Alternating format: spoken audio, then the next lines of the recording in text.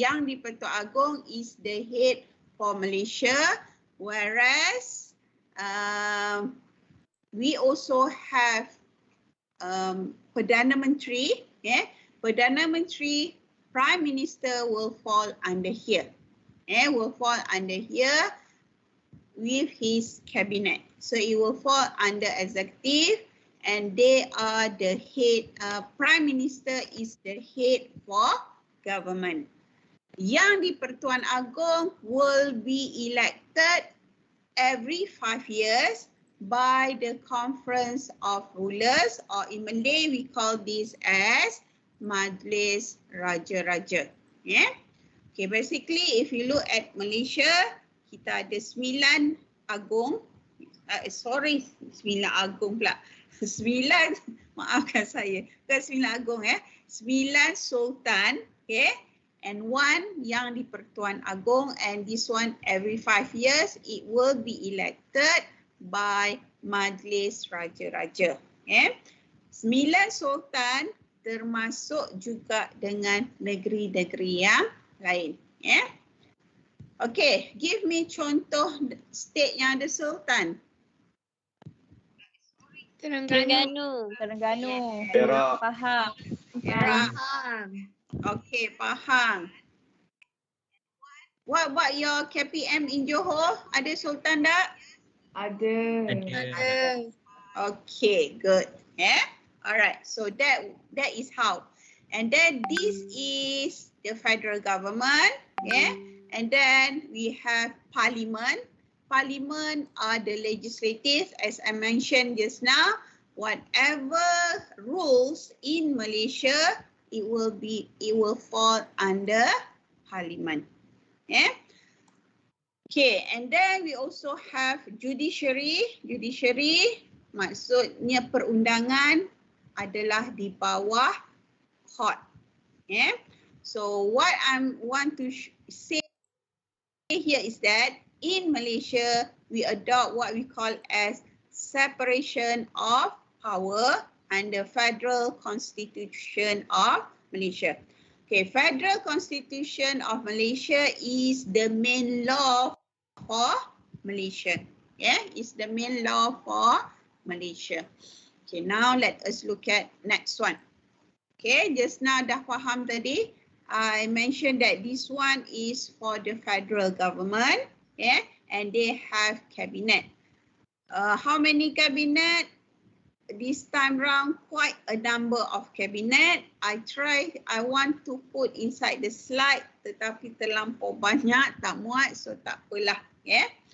Okay, so we have federal government, the top layer, and under federal government, we have ministries, we have departments, we have public enterprise, and this public enterprise can be further divided into non-statutory bodies and also statutory body. Okay, so this is the structure, the normal structure for the government. But sometimes ada ministry yang ada department, ada various other government agencies. Sometimes they call it as unit, sometimes they call it as divisions. Okay, it depends on the ministry, but the normal structure will be something like this, where you have departments, where you have public enterprise, non-statutory body, and also statutory body. Okay, now let us look into one of the ministry which related to this subject. This is an important ministry. Okay, let me show you.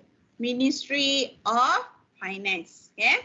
Okay, Treasury is one of the division. They don't call it department for ministry. It's one of the division under Ministry of Finance. Okay, normally what happen? In ministry, it will be headed by minister. Minister. For example, who is our MOF minister? Anybody remember siapa minister for MOF? sekarang ke Doktor? Yes, sekarang. YB Tengku Datuk Seri Zafrul Tengku Abdul Aziz. Yes, good. Very good. Very good. Alright. Okay, so that will be the minister. And then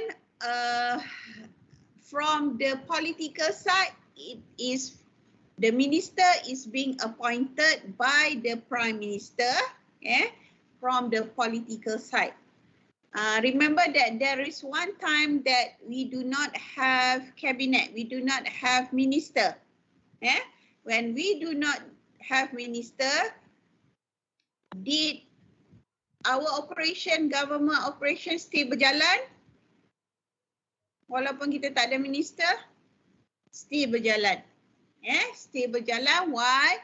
Because we still have administrator's head, or sometimes they call as this one ketua setiausaha KSU, that one is ketua setiausaha, I can't remember. Okay, secretary general. Secretary general, meaning here is that if let's say government do not have minister, the person who will do the job will be the Secretary General. Okay, for example, for Kementerian Kesihatan Malaysia, I'm sure that everybody know who is the Ketua Secretary there. The Secretary General for Ministry of Health. Siapa yang setiap hari selalu keluar dalam mengumumkan COVID-19 tu? You remember? Who is that? Tan Sri? MD Nur Hisham. Yes, Tan Sri Nur Hisham. He is the example of the Secretary General for KKM. Okay, what is the function of having minister? It will direct, plan, coordinate, and enforce whatever government policy at that time. Okay, for example, like what happened in Malaysia, currently we are having COVID-19. So whatever policy regarding COVID-19, so they have to come up with certain way, to actually reduce the numbers of people that are related to this pandemic.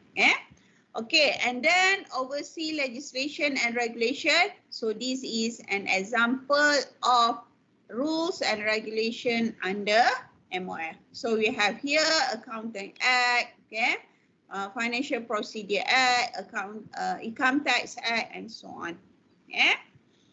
Okay, as I mentioned just now, we have ministry. We also have department. Okay, this one is an example of department under MOF, which is Jabatan Audit Negara or National Audit Department. And then we also have KWSP, EPF, where this is an example of statutory body. And we also have non-statutory body, which is Petronas. Okay, now let us look at the differences between statutory bodies and also non-statutory bodies. Okay, statutory body, why government set up is because they want to do things to ensure that there are certain objectives that they want to do, and it must be in line with the government objective. And also they act as a regulatory body to carry out enforcement of the government. Maksudnya here is that sometimes when you talk about government, the normal criticism would be government ni dia slow sikit. And because of that, because they need to follow certain rules and regulation, what we call as red tape, dia banyak benda. That's why they're a little bit slow in terms of things. So to improve certain things, So what do? They have to set up these statutory bodies. Okay. Whatever statutory body that they want to set up, it must be governed by law. Yeah. Okay. For example, here we have these two examples. MIA. I'm sure that you are familiar. One day, if you become accountant, okay, you must become member of MIA. Why? Because MIA is the regulatory enforcer for all accountants in Malaysia. What it says here is that nak bezakan between bogus accountant and the real accountant is by looking at the member. So maksud here is that nobody can claim that they are accountants unless they are member of MIA ataupun member of professional body.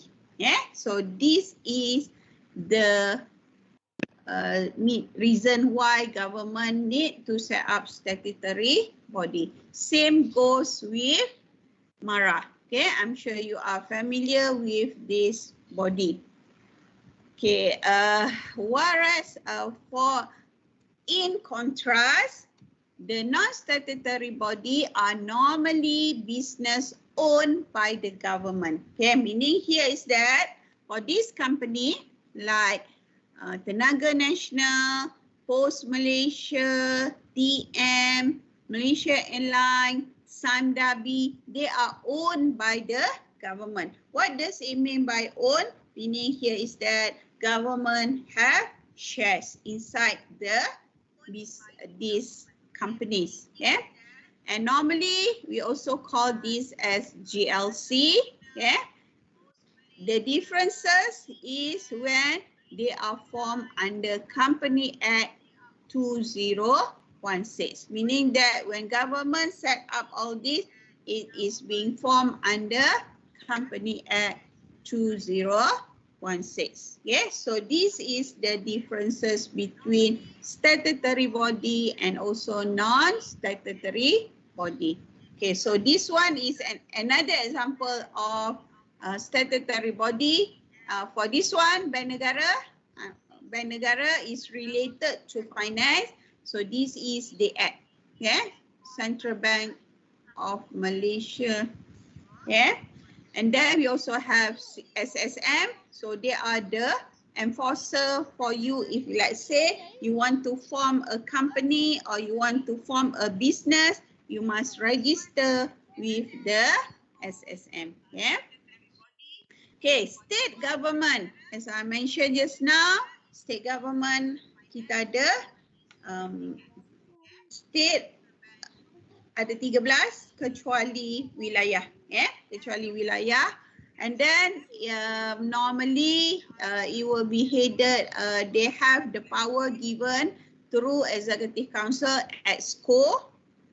And then normally some state it will be headed by the Sultan, which we have mentioned just now, and sometimes by the Yang di-Pertuan Agong. And normally kita ada Chief Minister or Menteri Besar, yeah. And also same as federal government, they also have departments, they also have public enterprise. However, okay, for these two state in Malaysia, Sabah and Sarawak, they have their own ministries. Yeah, so that is under state government. So this is the example of Negeri Perak. Okay, why I show Negeri Perak? Because this is the place where I was born. Yeah.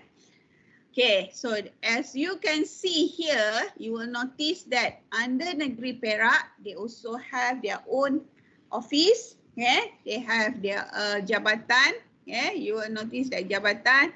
They also have Perbadanan Perpustakaan Negeri Perak.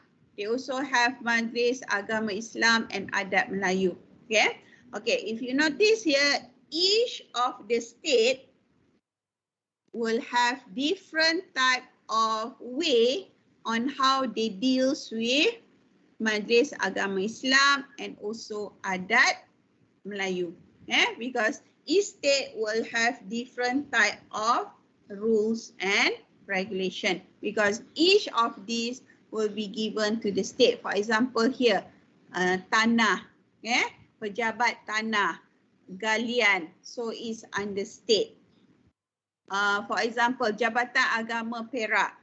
And also in Selangor, they also have their own Jabatan Agama Islam Selangor. Okay, for Perak is headed by Sultan. So this is Sultan Perak. And also for the government is headed by the Menteri Besar. Okay, next one will be local government. Local government is act by this one, and normally we have president, councillor under each of the state. For example, Johor. Some of you are from Johor. Some of you belajar di Johor. So in Johor we have these three type of administration. They have city council, they have municipal council, and they also have district council. For example, here they have Majlis Pembandaran Johor Bahru, Municipal Council of Kulai, and they also have Kota Tinggi District Council. District is daerah. Okay, what is the power? Kenapa kena ada local government? They have the power to come up with assessment tax. Okay, when you learn in accounting, sometimes in the accounting they use the word quit rent. Quit rent. Quit rent and assessment tax are the same. It's just that quit rent is the things that is being used in other countries. Assessment tax is being used in Malaysia. Kenapa local tax collect assessment tax? Is because they want to provide these basic facilities. For example, manage the waste, garbage, and then plan the area, jadikan dia cantik, so that people will live in good things. And then they also can create laws and rules. Okay, and as we have mentioned just now, kita ada federal government, we have state government, and under federal government, these are the things that they provide. And these are the things that state provide.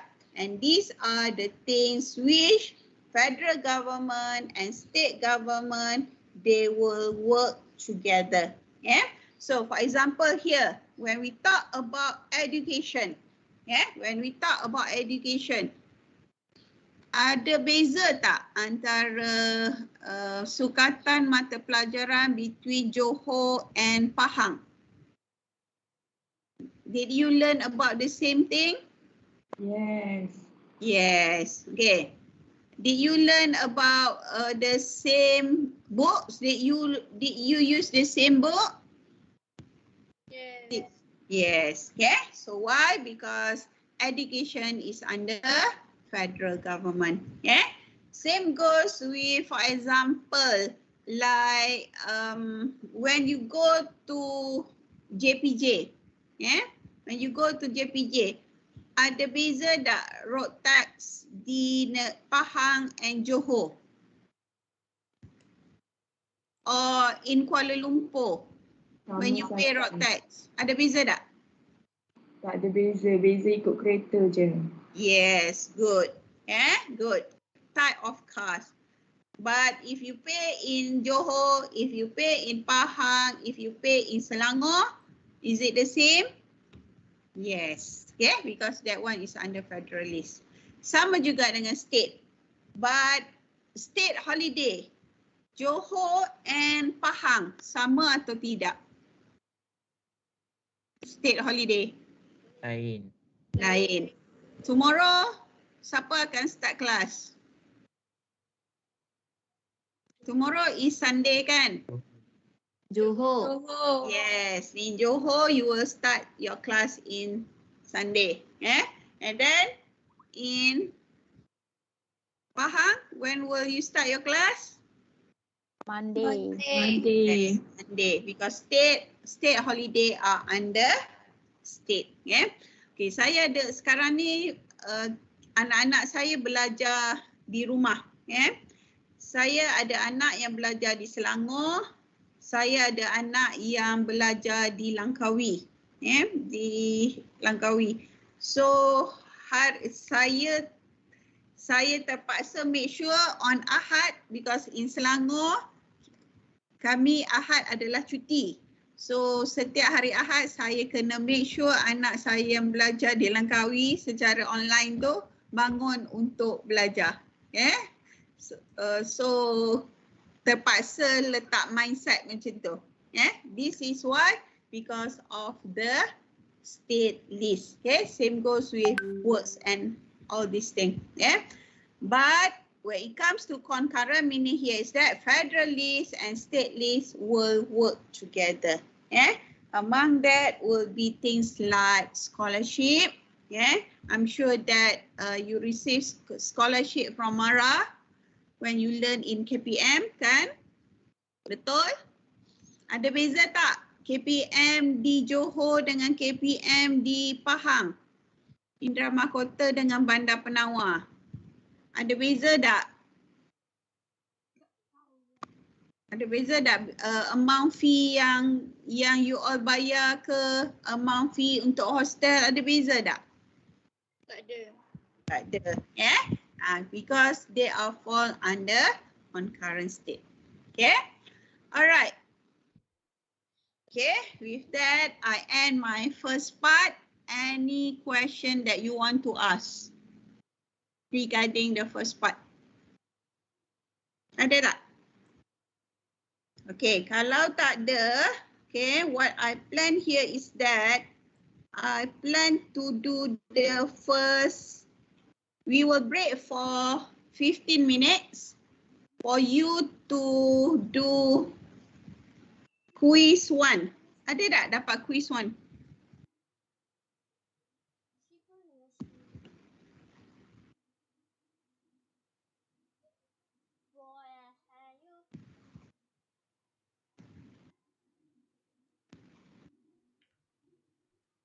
Okay, ada dapat tak untuk quiz 1?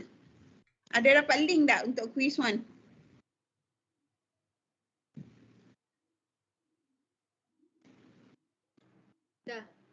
Dah dapat dah. Okay, I give you 15 minutes. Kita take a break and then while that you do your quiz 1. Okay, quiz 1 is based on live worksheet. Live worksheet. So please, the result, please email to your respective lecturers. Boleh? Boleh? Boleh. Okay, thank you. Okay, I'll see you in 15 minutes time. Okay.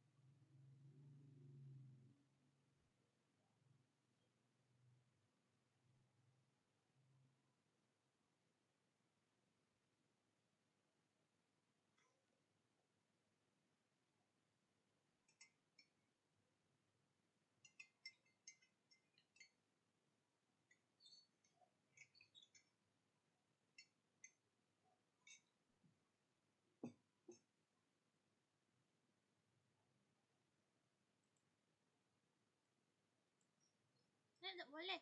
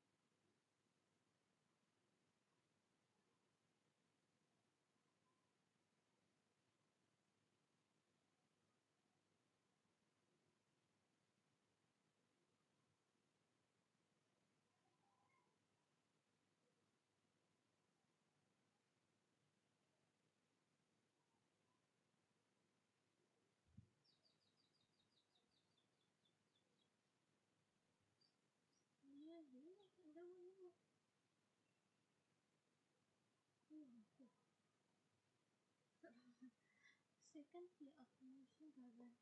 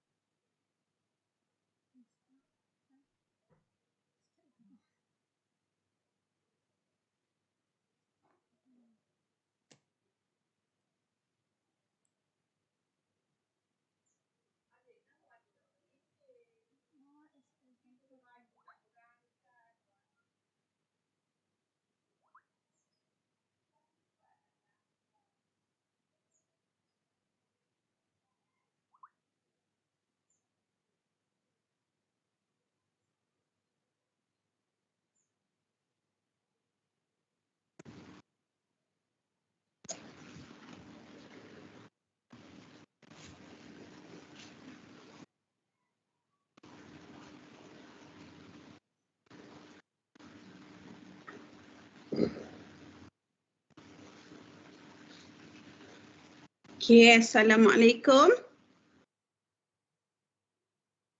Are you ready for the next session?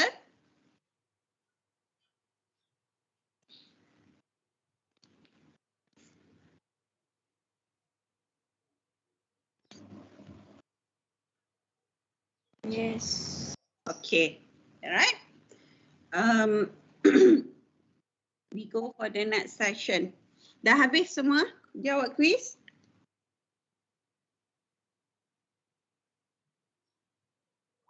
Dah habis. Okay. All right, we go to the next section. Okay, let me put it inside slide. Can you see the slide? Boleh nampak kan slide? Nampak. Nampak. Okay, good. Thank you. Okay, just now we stop at looking at what is actually public sector, what are the things that you expect from the public sector, and then the third one is that I explain a little bit on the structure of Malaysian government, state government, and also local government. Yeah. Okay, in this part,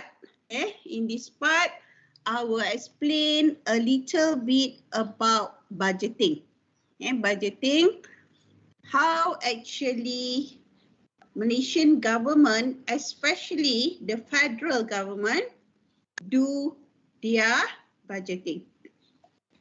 So the first one, we will move on and look at why government need to do budgeting.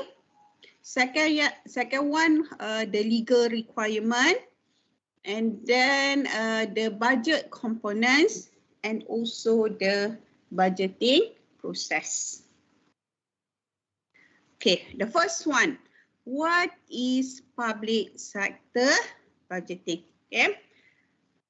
All right, all of you are accounting student, right? So my next question, did you practice doing budgeting in your life? Yeah. Yes, okay. So when you talk about budgeting, what type of things that you will budget in terms of what? For example, give me example. Shopping. Expenses. Yeah, in terms of what you want to buy, right? In terms of your expenses. Okay, what else? What are things that you think that you should budget for? Investment. Yes. Oh, you do investment. Good. So what type of investment that you do? Gold. Ada siapa-siapa invest in amanah saham amanah ASB? Did you put some money inside ASB? Yes. Yes. Okay, what about tabung haji? Yes. Yes, okay, good. Yeah, nice to know that. Yeah, nice to know that since you are accounting student, you are very good in terms of doing your investment, monitor your expenses, yeah, with the money that we have. Yeah. Okay, what about the guys? Ada tak buat investment? Ada tak buat investment? Gold. Ada tak siapa-siapa? Pelajar lelaki, did you do investment? Ada, doktor. Ada, okay, good. Yeah, good to know that. Yeah, investment, especially you are still young. How old are you currently? 19? 20. 19, Doctor. 19. Okay, 19. I assume that you are between 19 and 20, right? Yes. Okay. So your SPM would be 2019. Yes. Yes, Ah. doctor. Ada yang some of you may be SPM earlier, right? If you are 20. All right.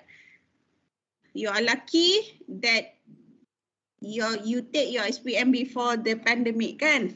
All right. Okay, now let us look. Okay, we have talked about budgeting. Yeah. Okay, when we talk about budgeting, is similar to what you have learned in management accounting. Yeah. When we talk about budget, we are talk about future. Yeah, we are talk about future, not about current. And we are talking when we prepare budget, we prepare about future. Yeah, because budget supposed to be in the planning side. Yeah, bila kita belajar pasal management accounting, when you learn in management accounting, you plan about planning and control. So budget is also part of the planning for the company. Okay, so what does it mean? It means it says here about formal estimate of revenue, expenses, cash inflow and cash outflow. This one is basically when you do cash budgeting for a future period. Yeah, so again, yeah, when do government prepare budget is before they spend, because we are talking about future. Yeah, future. Okay, this one is an example of regulation. Why government need to have budget? Yeah, and then it also define budget as a statement of estimated. Estimated meaning that you are not sure what happened. Yeah, so that's why it says estimated receipt and expenditure of the federation for the year. Yeah, so what it says here is that government prepare budget so that they know how much income that they have and how much expenditure that they can do. Yeah. Okay, before that, budget, kenapa kita kena buat budget? Why do you think that we need to do budget? From your perspective as what you have learned in management accounting, why do you think that you have to do budget? To control expenses, doctor. Yes, to control expenses. Good. Yeah, to control expenses. Yeah. Okay, so this is, as we mentioned just now, to control expenses so that you know how much you have budget and how much you can spend. Yeah, how much you can spend. Same goes with government. Yeah. Why they do budget is for them to control their expenses. Yeah. Okay. Among the reason is to plan. Yeah. With the amount of money that they have, they plan where it should go. Yeah. For example here, with the amount of money that they have here, the revenue that they have here, they plan it to go into, to spend on operating expenditure and also to plan on the development expenditure. Yeah. And budget also as the coordination. Okay. As we see just now, under federal government, you will notice that they have a lot of ministry.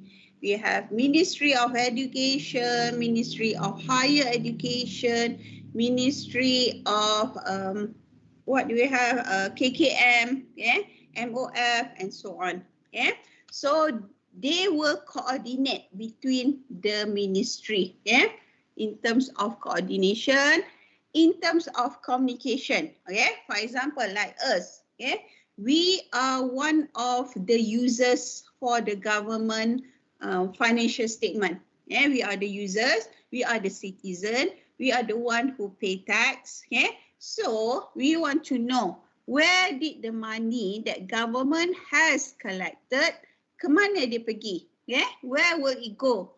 For example, here they mention that here from 322.54 billion, it will be spent for operating expenditure.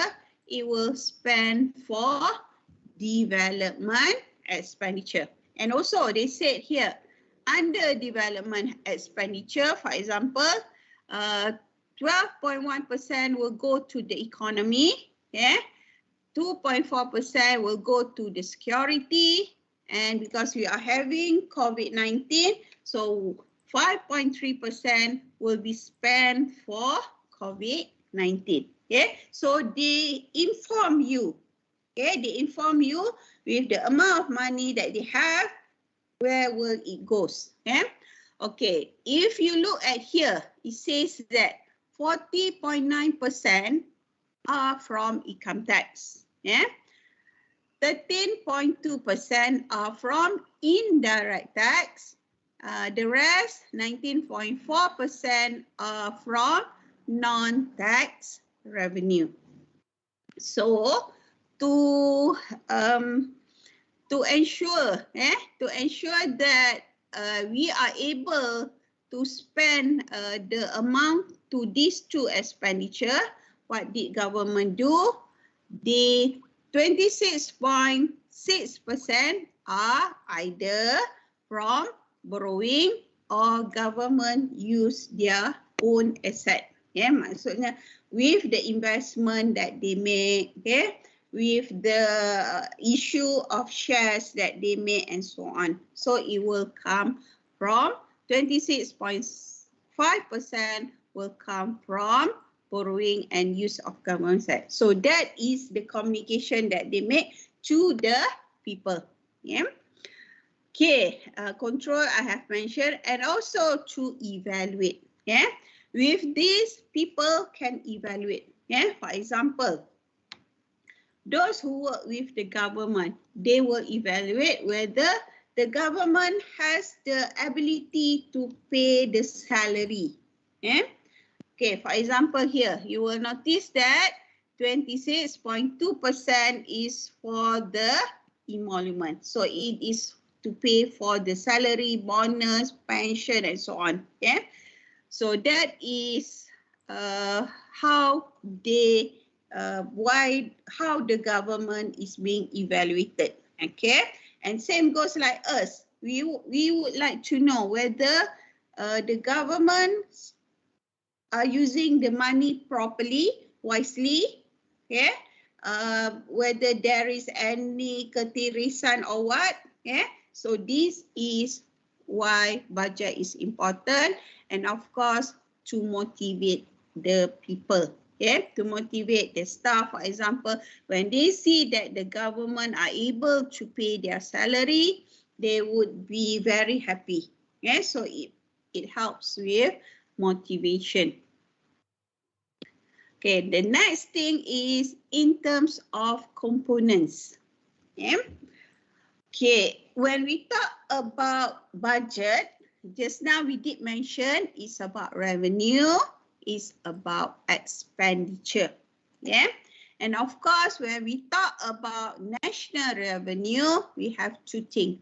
We have federal revenue, we have state revenue, and we have local government revenue. Okay, what I want to say here is that federal government, they will have their own revenue. State government will also have their own revenue. Local government pun ada revenue yang tersendiri. Yeah. Same goes with the expenditure. We have two types of expenditure. Just now remember that when I show this, we have operating expenditure, we have development expenditure. Okay, so that's why we have operating expenditure and also development expenditure. And under operating expenditure, we have charge expenditure, we have supply expenditure. Yeah, we have supply expenditure, we have charge expenditure. Okay, now we look at this federal government. We have 4 types of revenue. One is tax revenue. Second one is non-tax revenue. Third one is non-revenue receipt. And finally, we have revenue from federal territories. Okay. In the next slide, I will explain to you apa maksud all this revenue. Okay, apa maksud this revenue, apa maksud all this expenditure. Okay, mari kita tengok sama-sama. Okay, tax, we will move on to look at tax revenue. Okay, all of you have learned tax? Yes. Okay, when you learn tax, what type of tax that you have learned so far?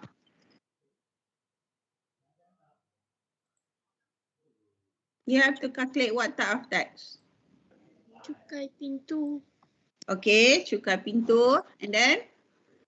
Personal tax. Okay, personal tax. Ada tak belajar pasal company tax? Dah belajar? Ya. Dah belajar company tax. Okay, good. Okay, so that is example of tax. Okay, you have learned about how to calculate income tax for personal. For personal, it can be sama ada bergaji ataupun yang mempunyai business, right?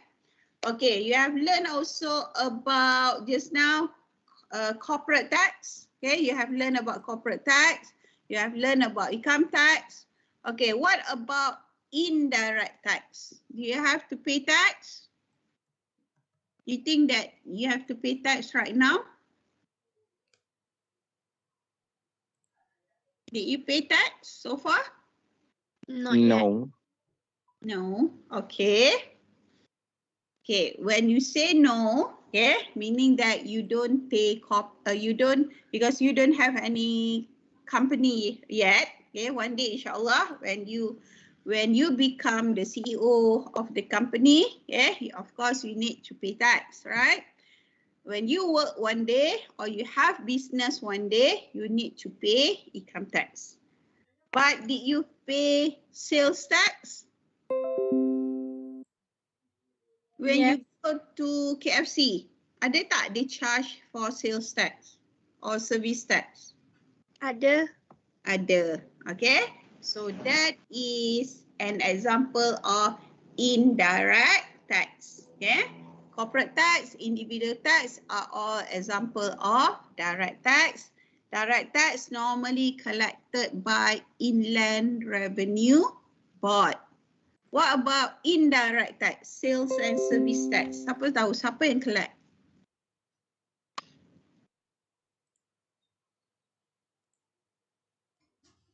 Custom. Yes, good. Yeah, good. So nice to hear that. Yeah, so nice to hear that you know about this. Okay, congratulations cikgu yang mengajar tax. At least student tahu the differences between direct tax and indirect tax. Okay, so tax are among the revenue for the government. Okay, second one is non-tax revenue. Okay, what is example of non-tax revenue? Dia banyak, ya. Pelbagai non-tax revenue. Okay, if you go to JPJ, I'm sure that some of you dah ada driving license, betul? Tak? Some of you dah ada driving license? Ya. Betul. Alright, how much you have to pay for your driving license? Berapa setahun? RM30. Yes, RM30. Yeah. Okay, the amount of money that you pay just now, RM30 per year, is an example of non-tax revenue for Jabatan Pengangkutan Jalan. Yeah. Same goes with tadi saya did mention about, remember road tax? Yes. Road tax pun example of JPJ punya income. Okay, what else? Let's say, remember that we did talk about government GLC? GLC tadi, JPJ is an example of government department. Okay, apart from that, government also receive income from, for example, like they, for example will be the investment, the investment that they made. For example, like Petronas, as I mentioned just now, Petronas partly owned by the government. So when Petronas pay tax, when Petronas pay tax, which is in the form of petroleum tax, so it will be fall under tax revenue. But when Petronas pay dividends, pay dividends to the shareholders, since federal government is also their shareholders, when Petronas pay dividends, so the dividends will fall under this, non-tax revenue. Okay, apart from that, sometimes government, they sell products. They sell product. For example, let's say they sell, what are the things that government sell? Okay, for example, if you go for, let's say they ada jual books. Okay, let's say the books is about tourism in Malaysia. Tourism in Malaysia. So when the tourists buy the books, then it is considered as non-tax revenue. So non-tax revenue can come from the charges that government, for example tadi, you pay for your road tax. It can come from the investment that government made. And also it can come from the sales that government made. So it will fall under non-tax revenue. Okay, ni the first two. The third one would be non-revenue receipt. Okay, for non-revenue receipt, it can be divided into two. The first one is the refund of expenditure. The second one is the Inter-Departmental Credit. Okay, for example here. Let's say, in a department, when they do budget, let's say they want to come up with a program. The program, let's say they estimated in the budget, that in that department will have 30 staff. 30 staff. So what happened is that one of the staff resigned. So his salary for that year need to be given back to the government.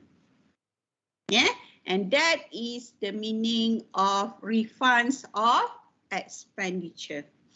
Or another example, let's say government buat training.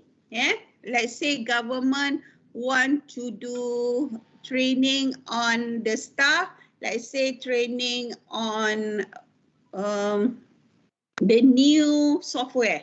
The new software. So let's say they estimated the training to be 100,000. But the actual cost of the training is only 80,000. Yeah. So the balance of the 20,000 need to be given back to the government, and this is what they call as refund of expenditure. Yeah. Okay, next one is Inter-Department Credit. Okay, this one is between one ministry to another ministry ataupun between department to department. So that is considered as revenue under non-revenue receipt. The last one under the category of revenue from federal territories. Yeah.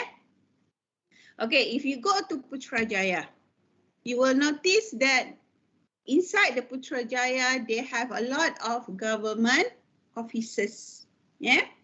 Okay, let's say a company, let's say I'm not sure what company, let's say company ABC. Yeah. They want to rent one building. Yeah, or they want to rent part of the building for their office in Putrajaya, and the building belongs to the government. So the rental that they pay to the government officers in Putrajaya is considered as revenue from the federal territories. Ataupun, for example, let's say government provide let's say they have a cafe, yeah, and they, in order for the cafe operator to have a business in that in Putrajaya, they need to pay license and also permit, yeah. So because of that, whenever they pay, when the businesses pay license and permit to the Putrajaya officers, it is considered as revenue from the federal territories. Okay, so that is the 4 revenue for the federal government.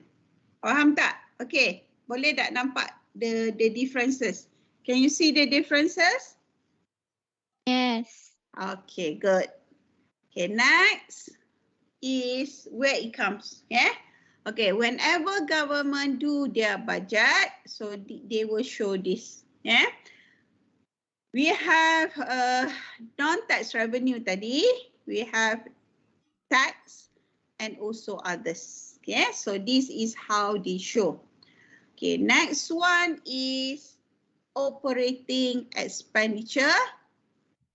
Okay, under operating expenditure, you have this type of expenditure. Okay, what does it mean by operating expenditure? Is basically an expenditure that government use in order for them to do their operation. Yeah, operation. So, example will be the emolument, meaning here is that the allowance, the salary is under operating expenditure. Yeah. Okay, let's say they want to provide, just now they provide services, your driving license. Yeah. Your driving license, dia ada kad dia tersendiri, betul? Dia have gambar, dia ada kad. Yeah.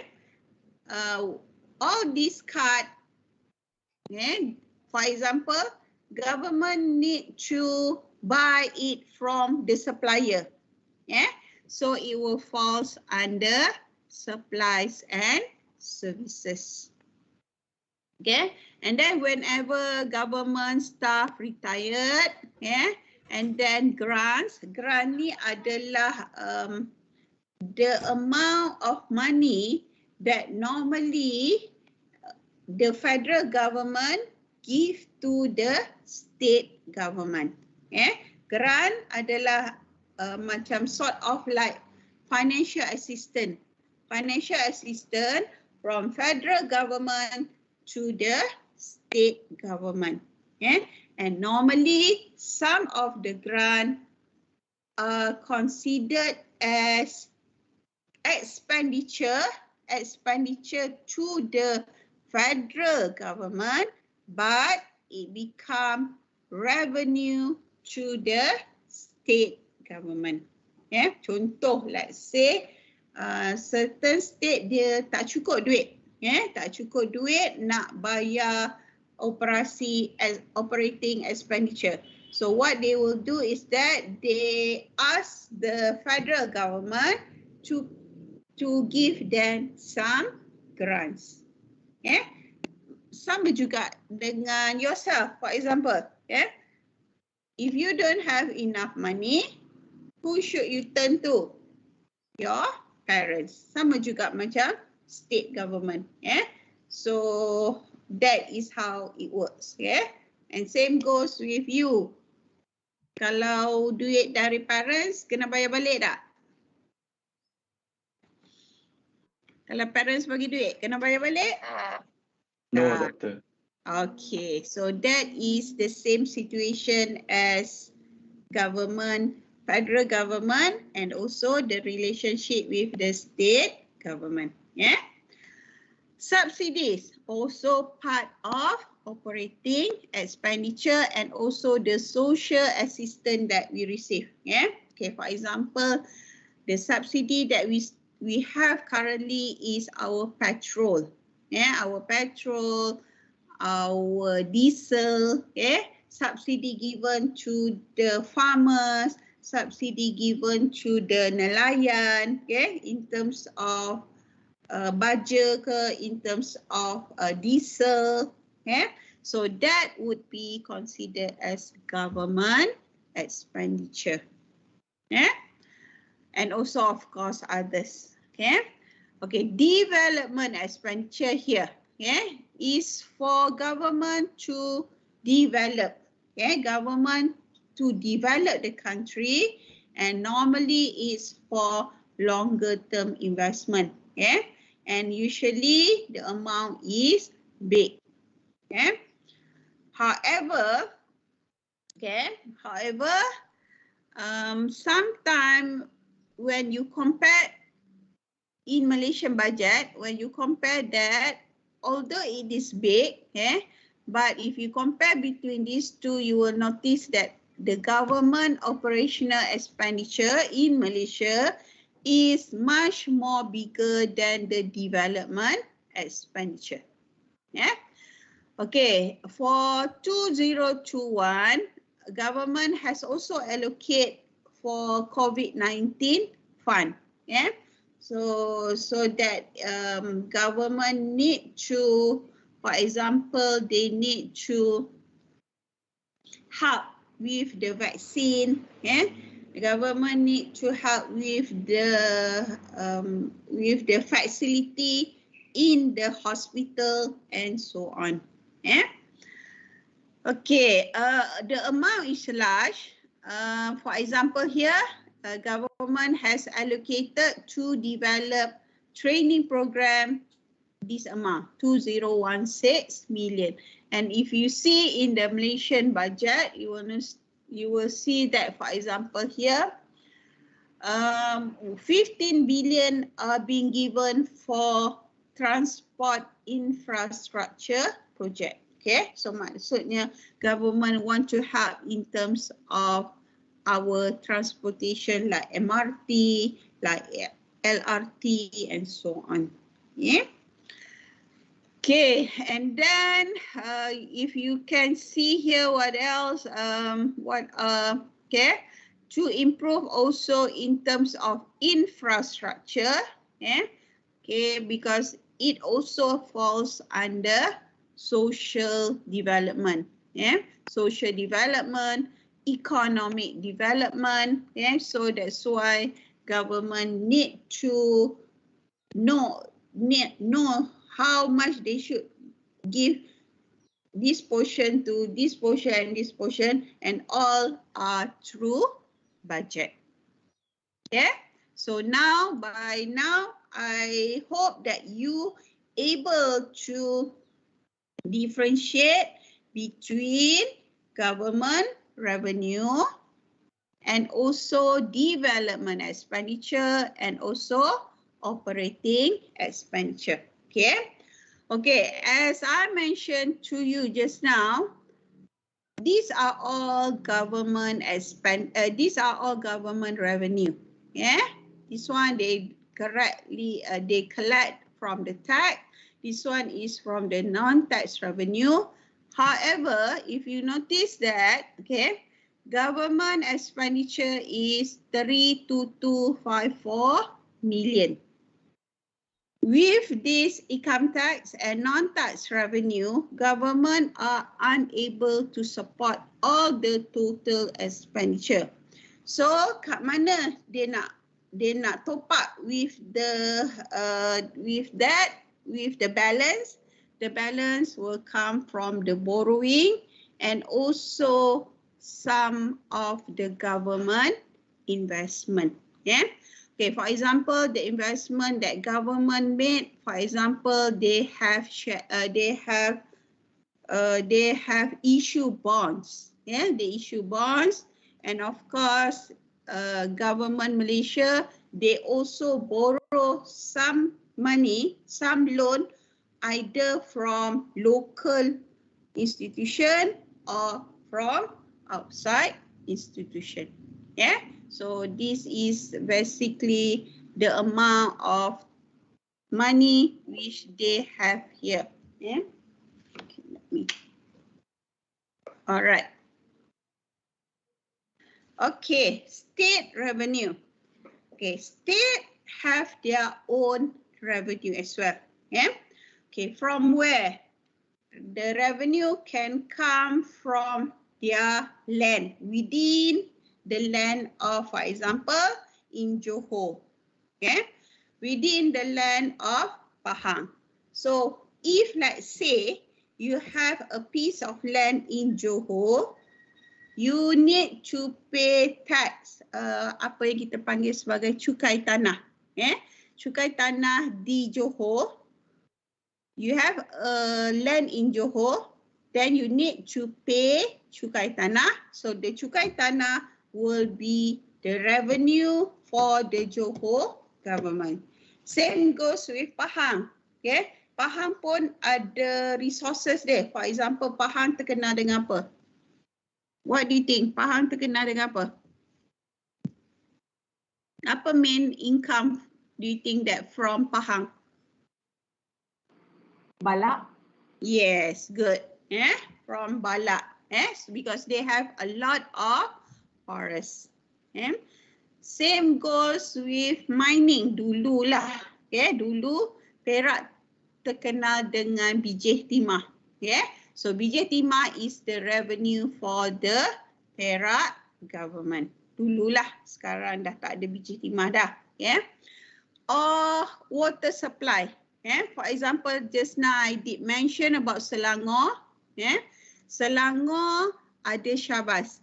So Syabas are the only authority that deals with water supply in Selangor. So when they provide water to the people in Selangor, they will charge the amount, and that would be the revenue for the Selangor people. Or state government also make investment. So that's why you notice that there are investors, investors that make investment in the country. For example, like I give again the example of Selangor, where they have one body known as Perbadanan Kemajuan Negeri Selangor. So this particular enterprise, they need to ensure that government Selangor will have money.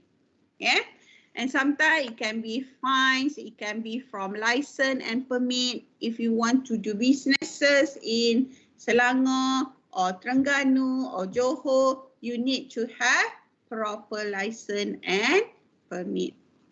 And lastly, as what I mentioned just now, the grant. Okay, this one is an example of revenue. if you see here, Sarawak is the country that has most revenue. Yeah? Why? Sebab Sarawak banyak resources dia. Betul tak? They have a lot of forest. Yeah? And then in fact their land area pun besar. Yeah?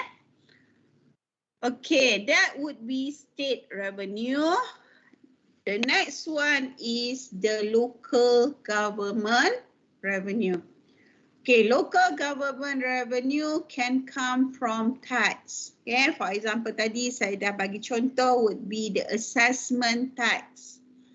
Okay, and then the fine and penalty.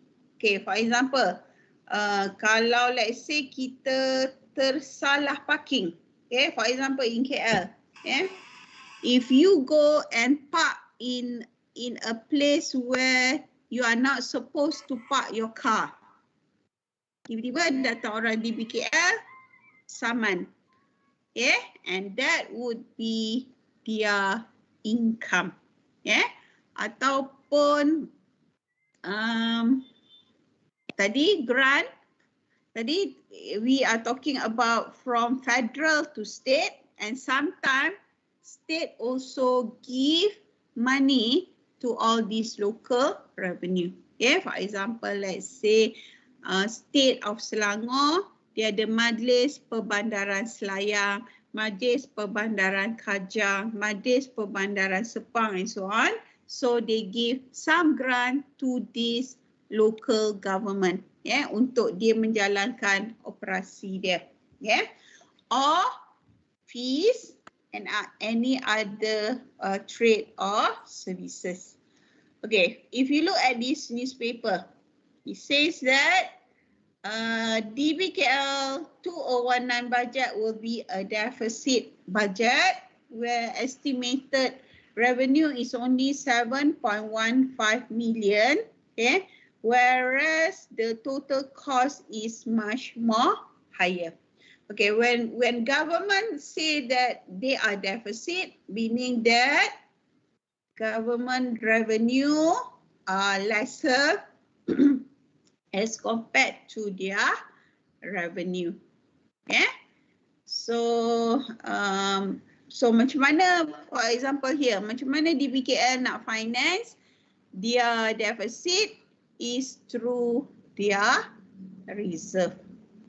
Yeah, through their reserve, so that they are able to pay the deficit. And if you look at here, DBKL collect 2.4 billion in revenue from the assessment tax imposed on the properties. Yeah, all right. Okay, any questions so far before we move on to the budget process? Okay, this will be the budget process. Okay, what we have been talking just now, okay, we are here. Basically, we are here. From this diagram, we are here. Yeah? Okay, what happened is that every year, all the ministries and departments are required by the Treasury to submit budget. Yeah? So maksudnya every year, every January, the Treasury will inform the ministry and department to come up with budget. And normally by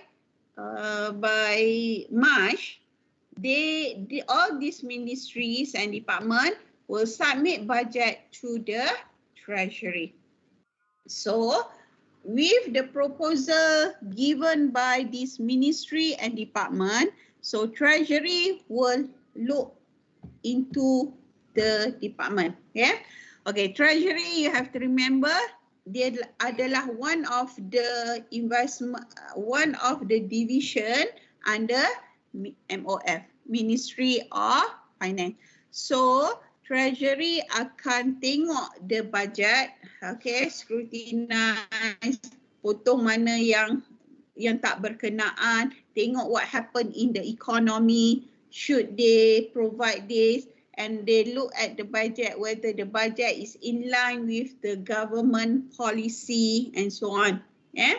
So they have to do some work, and at the end, normally if you look at by September or October, yeah, the budget will be presented to the Parliament. Yeah, Parliament by the Ministry of Finance, by the Minister itself. Yeah, so that's why by normally in Friday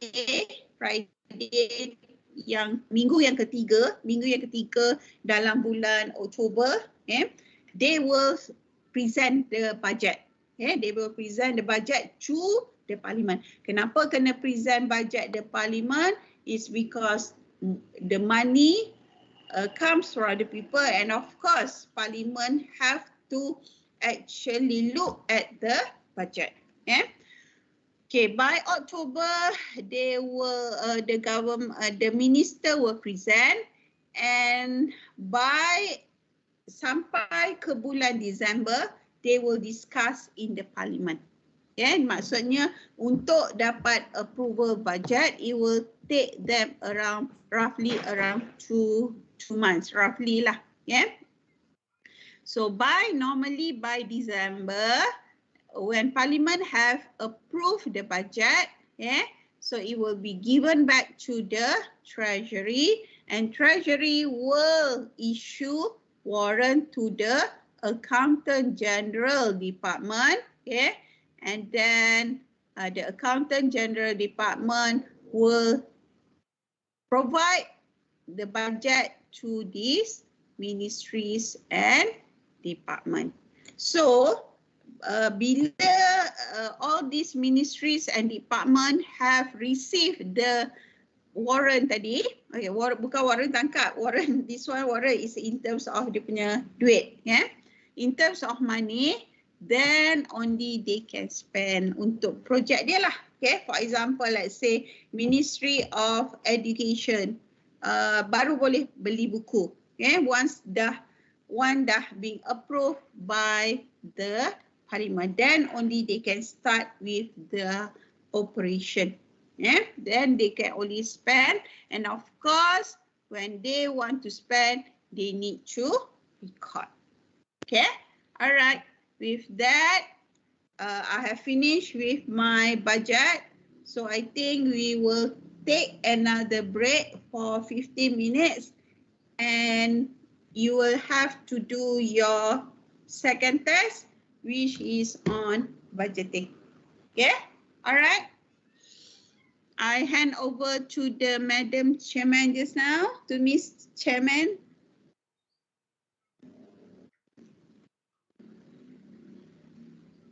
Okay, you will do your second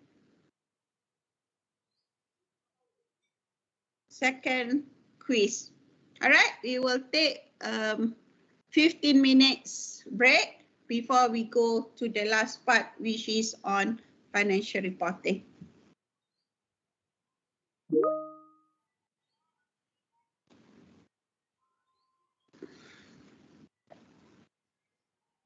Okay.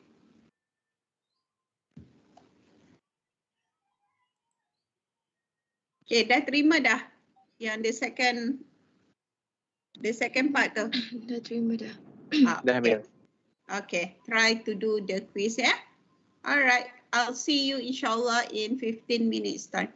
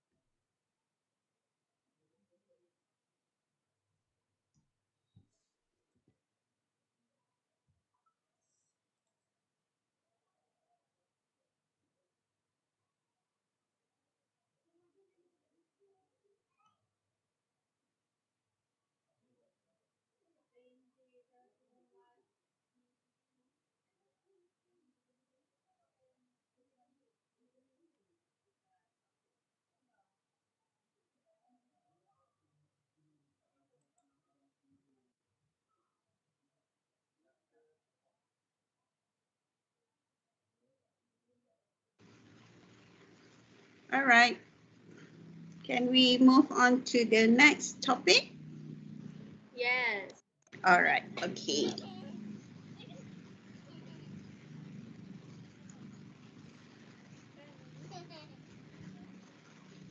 Did you manage to answer the quizzes just now? Yes. Okay, all right. Okay. Tak ada problem ya untuk masuk dalam quizzes just now? No problem, right? No. Okay, all right. Okay, now we will move on to the last topic, which is on the financial reporting. Okay. Okay, what is expected here? First, you need to know what is actually the objective of financial reporting. Secondly is by having this lecture, you should be able to explain what is actually Malaysian government financial statement. And then lastly, you should be able to differentiate between cash basis and also accrual basis.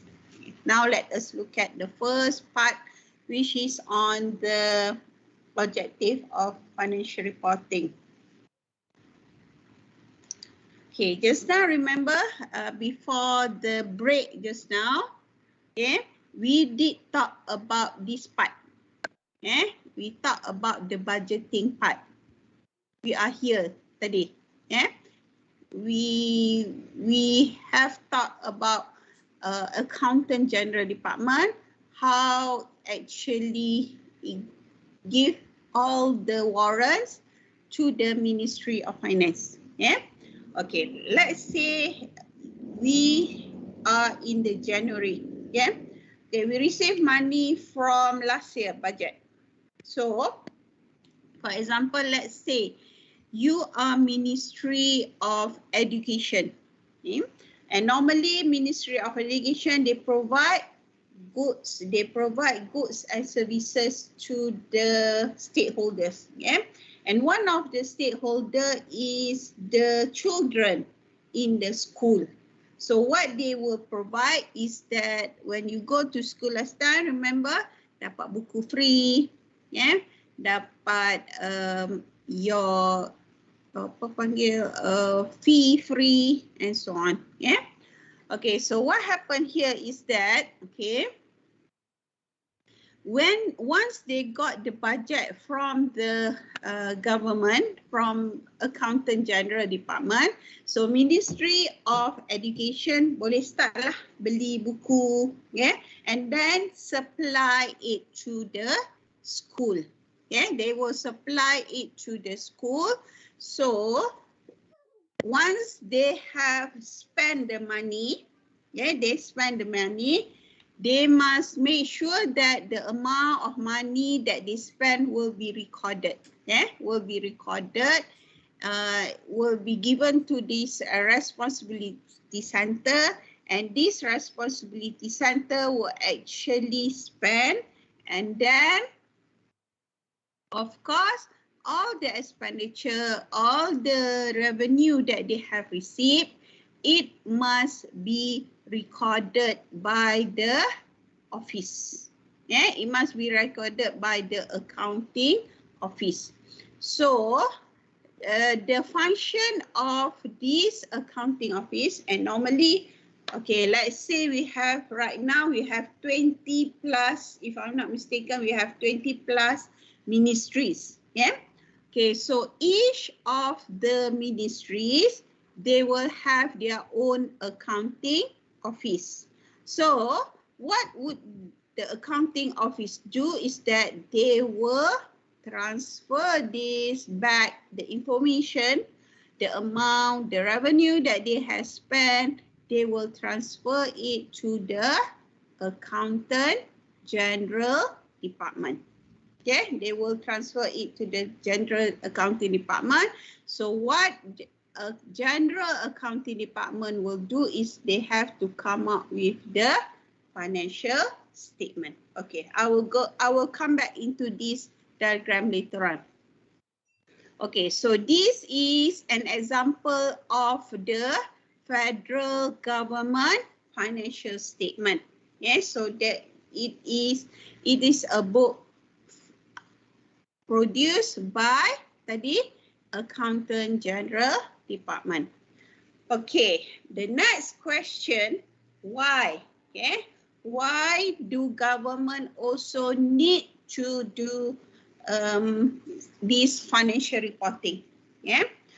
Okay, the first reason is this one. Yeah.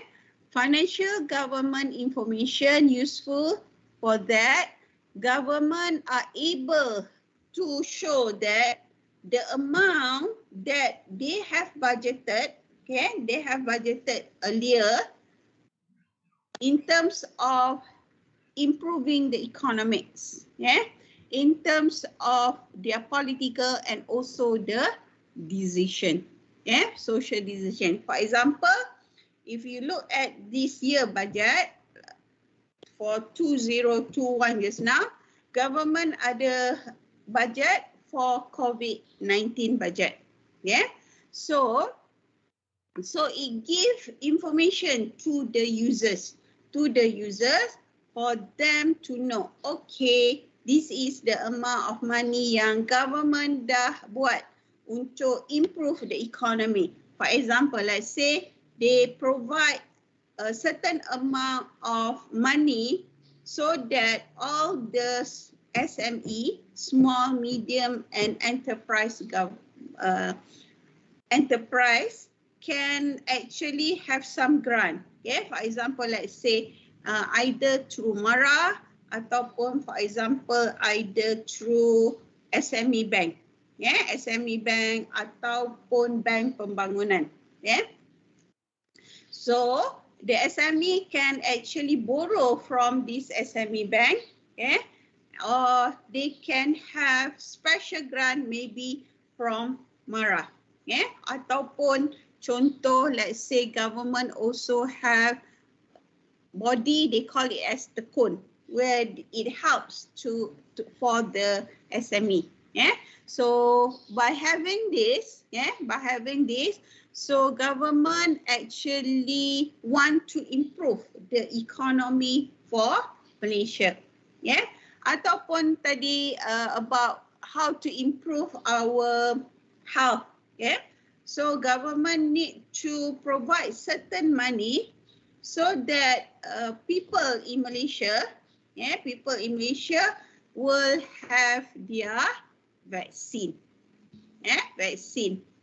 Okay, have you done your vaccine? Dah dapat dah vaksin? Dah. Dah. Okay. Alright. Okay, good. Okay, so that the amount of vaccine yang kita dapat, yeah, is being budgeted by the government in their budget. Yeah, so that is, and how they want to show it through financial reporting. So in a way, it shows that government are being accountable. Yeah, maksudnya duit yang dia kutip daripada rakyat in terms of taxation and also other amount, okay, government people like us, the voters, yeah, people like the citizen of Malaysia, the taxpayer, the supplier would want to know whether the amount of money that government have spent are being properly spent. Yeah? So it shows their accountability and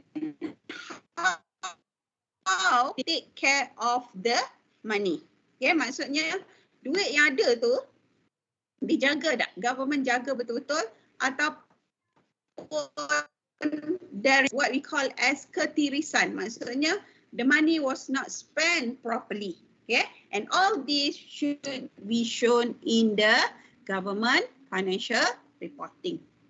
Okay.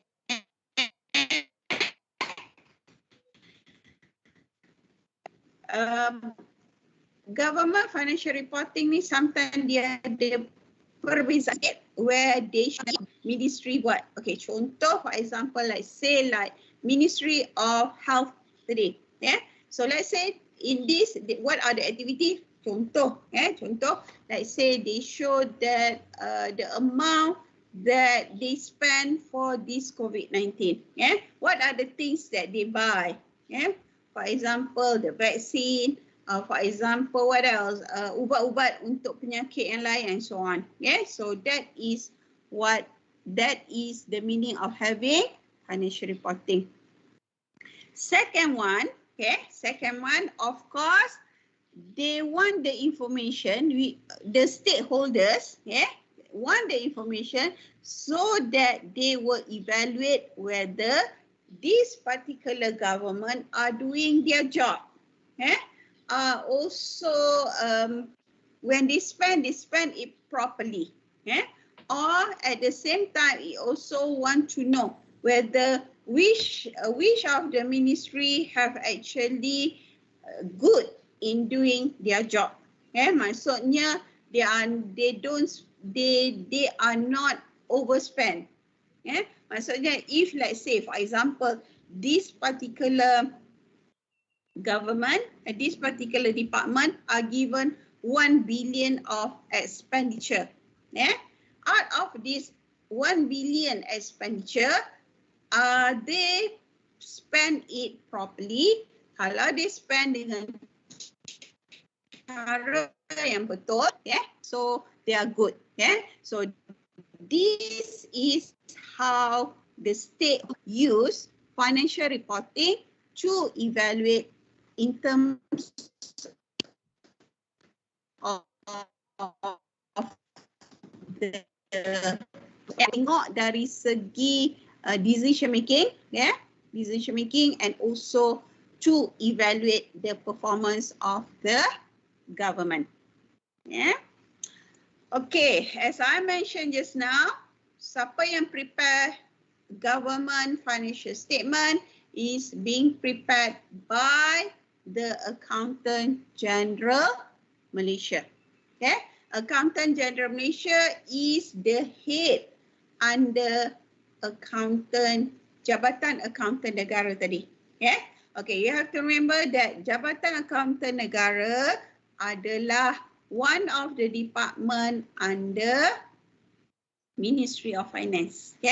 Kalau pergi dekat Putrajaya, I've managed to bring my student to visit this Jabatan Accountant Negara before the COVID-19. So they managed to go inside there, and it's actually beside the MOF.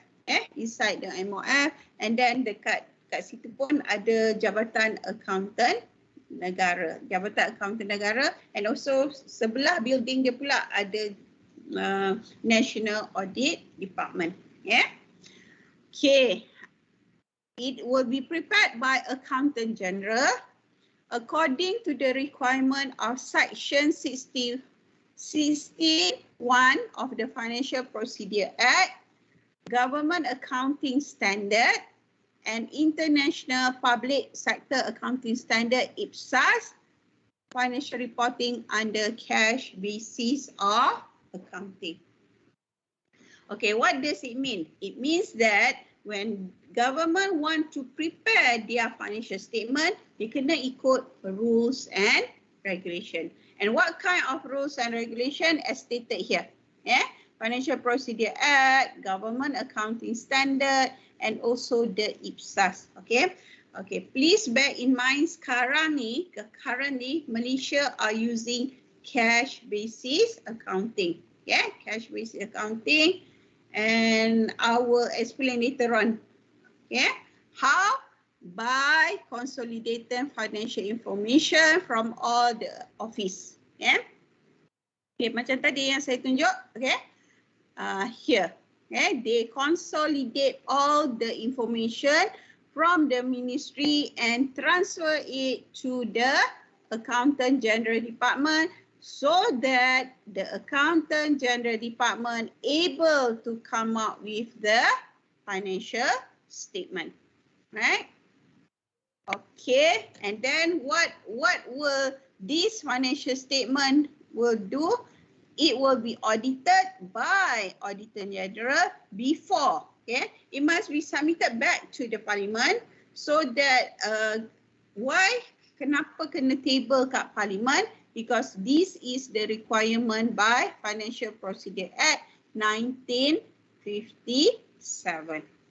So maksudnya whatever that government want to do, they must follow rules and regulation. This is what we call as a compliance dari segi dia accountability. And under federal government statement, we have financial status statement, cash receipt and payment statement, financial performance statement, memorandum account statement, and also the financial statement. So maksudnya when government come up with statement when they come up with this statement, under this statement, it has this financial status statement. Okay, previously it was being known as financial position statement. Financial statement, financial position statement, and then cash receipt and payment statement, financial performance statement, memorandum account statement, as well as notes. Dalam financial statement ni, they have all this. Okay, now I will show you what we have under Jabatan Accountant Negara tadi. This one. This one is the Jabatan Accountant Negara. Okay, under Jabatan Accountant Negara, we have Accountant General of Malaysia. The current Accountant General that we have is Dato' Dr. Yaakob bin Mustafa. Okay, if you look at his qualification, you nampak, can you see? Dia ada word CA Malaysia. Okay, what does it mean? Ada siapa-siapa tak tahu apa maksud CA Malaysia ni? Chartered Accountant Malaysia. Siapa tahu? What does it mean? Apa dia tadi? Chartered Accountant Malaysia ke? Yes, good. CA means Chartered Accountant Malaysia, meaning that if you want to have this title CA ni in Malaysia, you must be member of MIA. Okay, member of MIA basically terbahagi kepada dua. Basically dia tiga. Tiga. Tapi saya interested to go into two. Okay, CA, dia ada CA. Lagi satu dia ada panggil Licensed Accountant. Another one they call it as Associate Member. CA is the chartered. Maksudnya, when you have DCA, you are member of MIA and you can become accountant in Malaysia. Kalau ada CA ni, you can actually sign. Sign. That's why one day, when you become an accountant, a professional accountant, you need to be member of MIA. How to become member of MIA? Dia ada beberapa cara lah. Either you go further study and do degree, or you do professional qualification. Dia ada beberapa cara dia. As for lecturers, you can become associate members. Dia panggil AM, associate members, meaning that if you have several years of experience in teaching, you can become member of MIA as well as for lecturers. If let's say you have professional qualification with certain years of experience, contoh, let's say you have ACCA And then you have experience in corporate, let's say between 3 to 5 years, you should be able to get your CA. Yeah. Okay, apa function this accountant general? Yeah, apa kerja dia? Yeah. The first job is of course to become the chief accountant. Yeah, chief accountant for whom? For federal government. Yeah, for federal government, and also anything to do with federal government and also state government will be under jurisdiction of accountant general. Okay, maksudnya accountant general ni dia punya tugas very big, okay, because he is the chief accountant for federal government and also treasury accounts division, not only for federal government but also the state government. Yeah, itu tugas dia yang pertama. Tugas dia yang kedua adalah head of services for services of accountant, assistant accountant, and also the sub-accountant. Meaning here is that anything to do with the accounting job, okay, for federal government and also state government is under the jurisdiction of accountant general. Yeah. And the last one is he is also the registrar of unclaimed monies. Pernah dengar tak perkataan unclaimed money? Have you heard about this unclaimed money? Pernah tak dengar? Tidak pernah, Doktor. Tak pernah. Okey. Okey, saya bagi contoh, ya. Saya bagi contoh dia macam ni. Okay, let's say you open up a bank, you open up an account in a bank, okay? Okay, contoh let's say dekat CIMB ke, dekat Maybank ke, okay? Let's say you put inside the bank RM200, okay? And then you totally terlupa about the money, okay? And then within the next 7 years, you did not aktifkan bank account tu. Let's say tak. Sebab you have forgotten about it, so you tak aktif, maksud there is no income, there is no inflow and outflow from the bank. Yeah, and suddenly you have moved to let's say sekarang ni you stay in Perlis, yeah, and then you move to let's say Pahang, yeah, and then after 7 years, bank dia ada hak untuk masukkan duit yang tak bergerak ni, yang tak aktif ni ke dalam this one, unclaimed money, yeah, unclaimed money. So, but before that, dia akan inform, let's say dia akan inform orang yang simpan the money inside the bank. Yeah? So, let's say they actually, the bank send you a letter saying that please take out the money. Yeah? Please take out the money, but unfortunately, you did not do that. Yeah? Because why? Because maybe you have already moved to other state in Malaysia and they can't contact you. Yeah. So what happened to the money? Yeah. The money will be given to these unclaimed monies. Yeah. Maksudnya duit-duit dari accounts yang tak aktif akan being transferred to these unclaimed money. Yeah, but can you get back the money? Yes. Yeah, you can get back the money by you just go to the website for this unclaimed money. Yeah, maksudnya government tolong simpankan duit-duit yang for example, the bank cannot find the owners. Yeah. Okay, another example would be, let's say one day you become investors for one of the public listed company.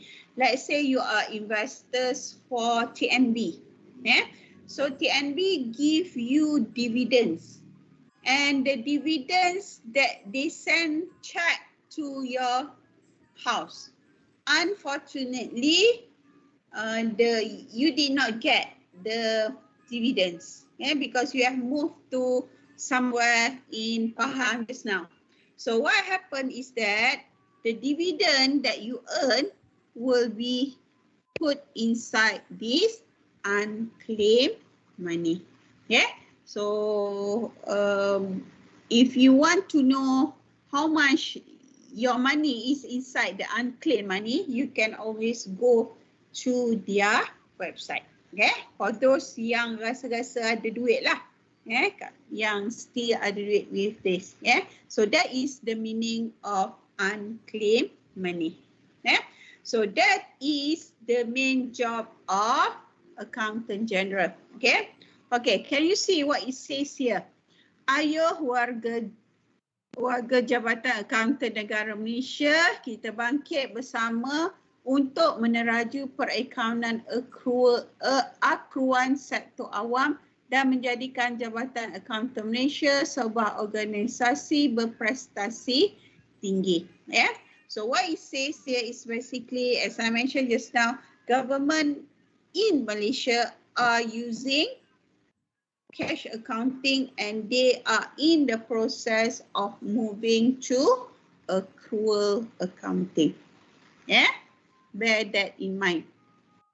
Okay, this is an example of statement of financial position. Yeah, now it is being called as financial status statement. Yeah, financial status statement. Okay, when you learn in accounting, yeah, when you learn in your accounting, you will notice that under financial position ada 3 benda. The first one would be asset. The second one would be your liabilities. The third one is the capital. Yeah, so maksudnya you have asset, liability and also capital. However, since government are still using cash basis, you will notice that the 3 item is not available here. Yeah, tak ada because why? Because government is using cash basis. Yeah, cash basis. Here they have cash, they have investment.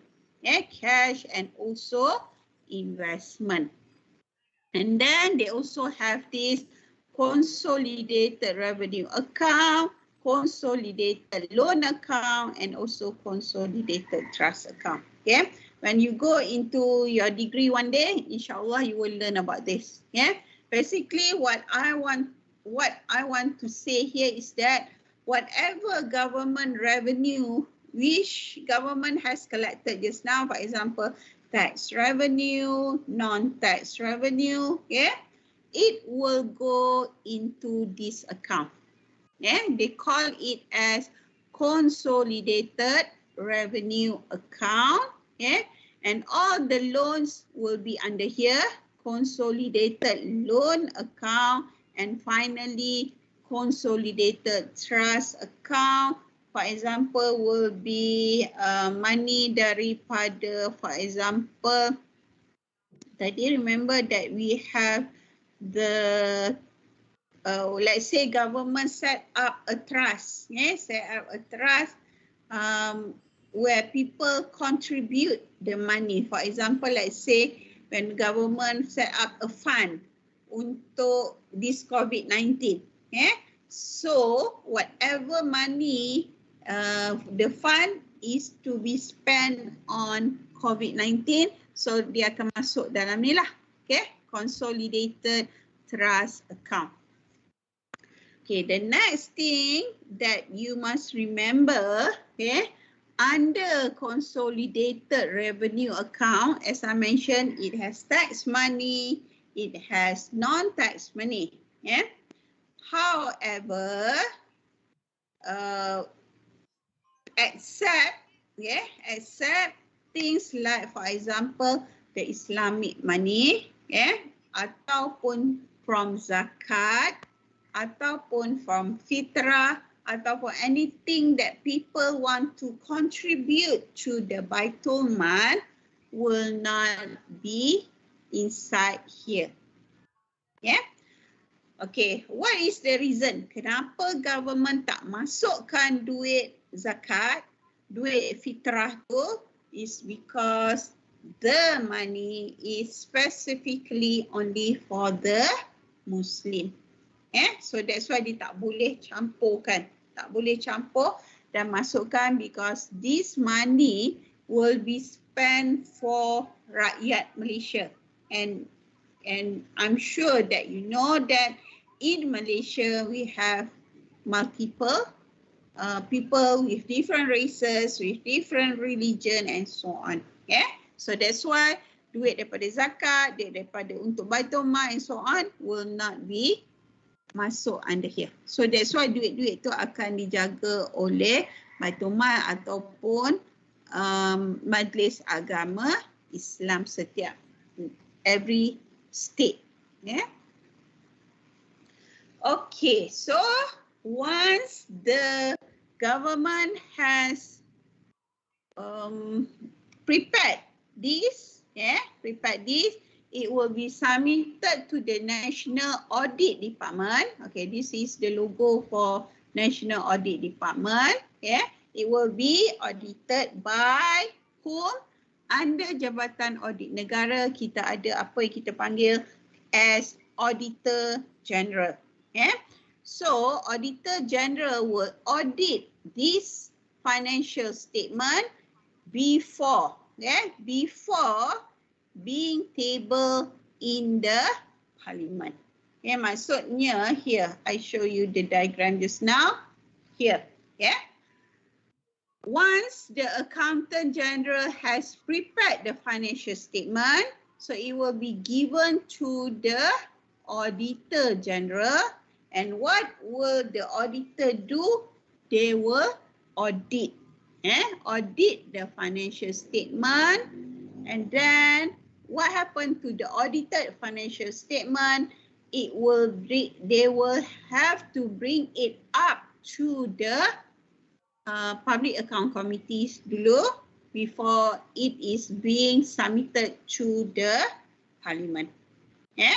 So if you look at how the government works, okay, there are the three main things that is important in government Malaysia.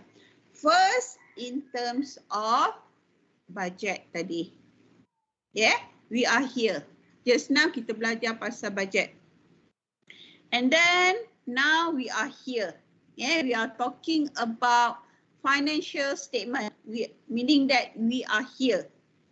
And then what happened? It must be audited. Dia kena audit lah.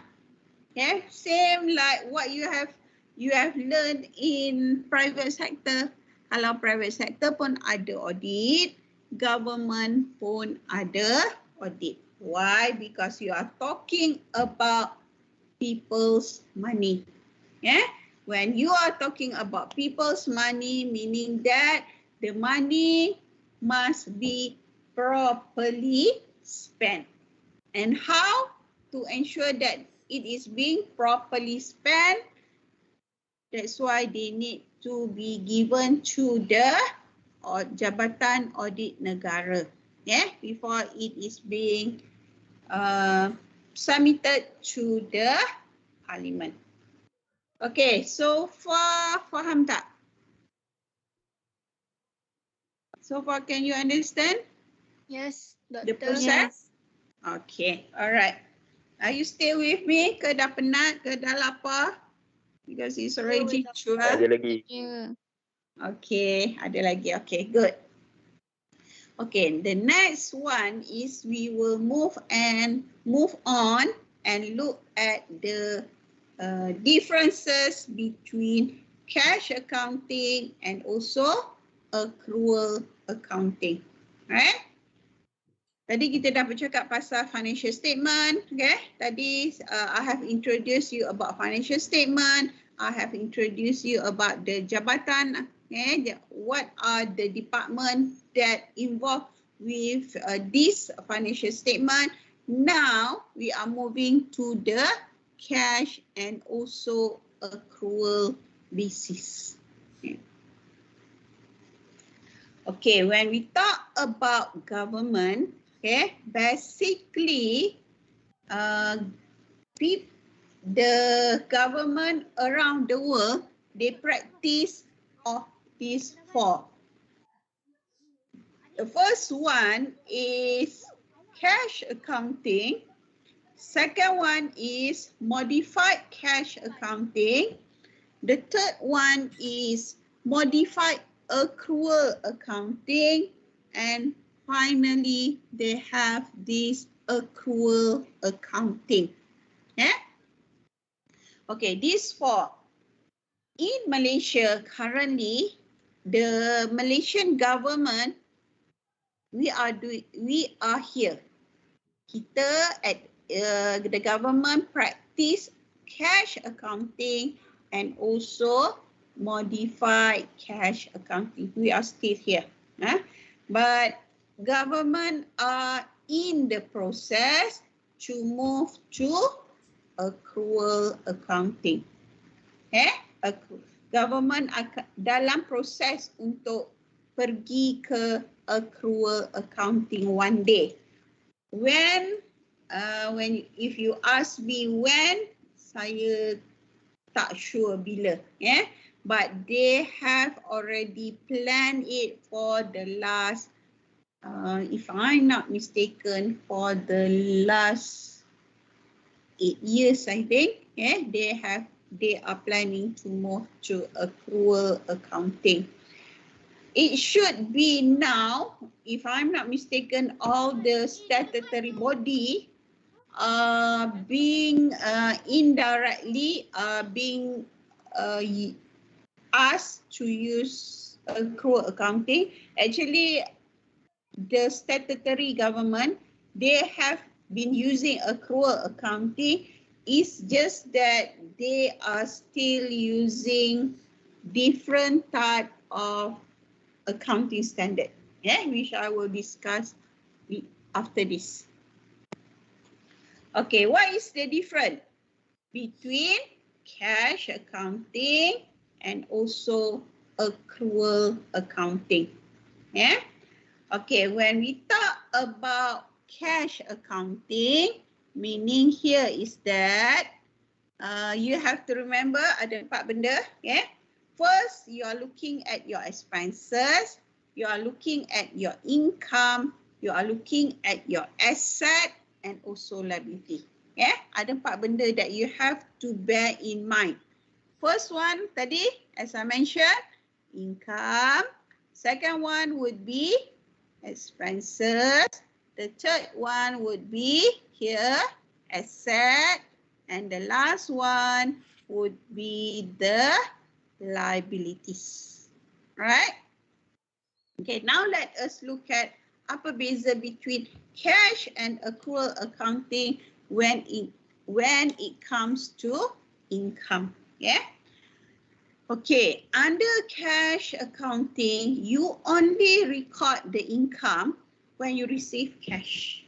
Maksudnya, if let's say your the supplier of the government, they pay by income, meaning that the income tax, the income tax money that people pay, then only government will record it as the income. Ataupun let's say tadi, for example, let's say you pay IC. When you do IC, let's say you are being penalized. Let's say you want to senang kita bagi contoh, For example, your passport. Yeah. When you want to do passport, you have to pay berapa sekarang? 300. Yeah, 300 ringgit. So the amount that you pay to the immigration department, once they receive it, it will be recorded as their income. Yeah. Same goes with the expenses. Yeah. Whenever government pay cash, then it will recorded as their expenses or their expenditure. Okay. Okay, under accrual basis, this one is what you are familiar with because this is what the private sector is using in Malaysia. Under accrual accounting, how you record the income when you earn the income. Yeah? Doesn't matter whether you receive the cash or you don't receive the cash, you still record it as your income. Okay, what about expenses? Okay, expenses is you will record these as expenses when you incur the expenses. Right, so itulah difference between cash accounting and accrual accounting. So basically, when you talk about cash accounting, you are looking at apa yang kita panggil sebagai inflow and also outflow. Right. Okay, now let us look at the third part, which is asset. Okay, under cash basis, whenever government buy asset, it will be charged as expenditure. Okay, maksudnya kalau government beli kereta yang government ada, it will be charged as expenditure instead of asset. Okay, cuba tengok ni tadi. Yeah? As I mentioned to you, there is no other type of asset except cash and investment. Sebab government menggunakan cash basis. Okay? So there is no, for example, like PPE here. Yeah? PPE don't appear here because of cash basis. Yeah? However, under accrual basis, I'm sure that you know, it will be recognized and recorded based on the asset punya duration, and it will be capitalized. And of course, when you capitalize the asset, you need to calculate for the depreciation. Okay, can you see that? The difference between these two? Yeah.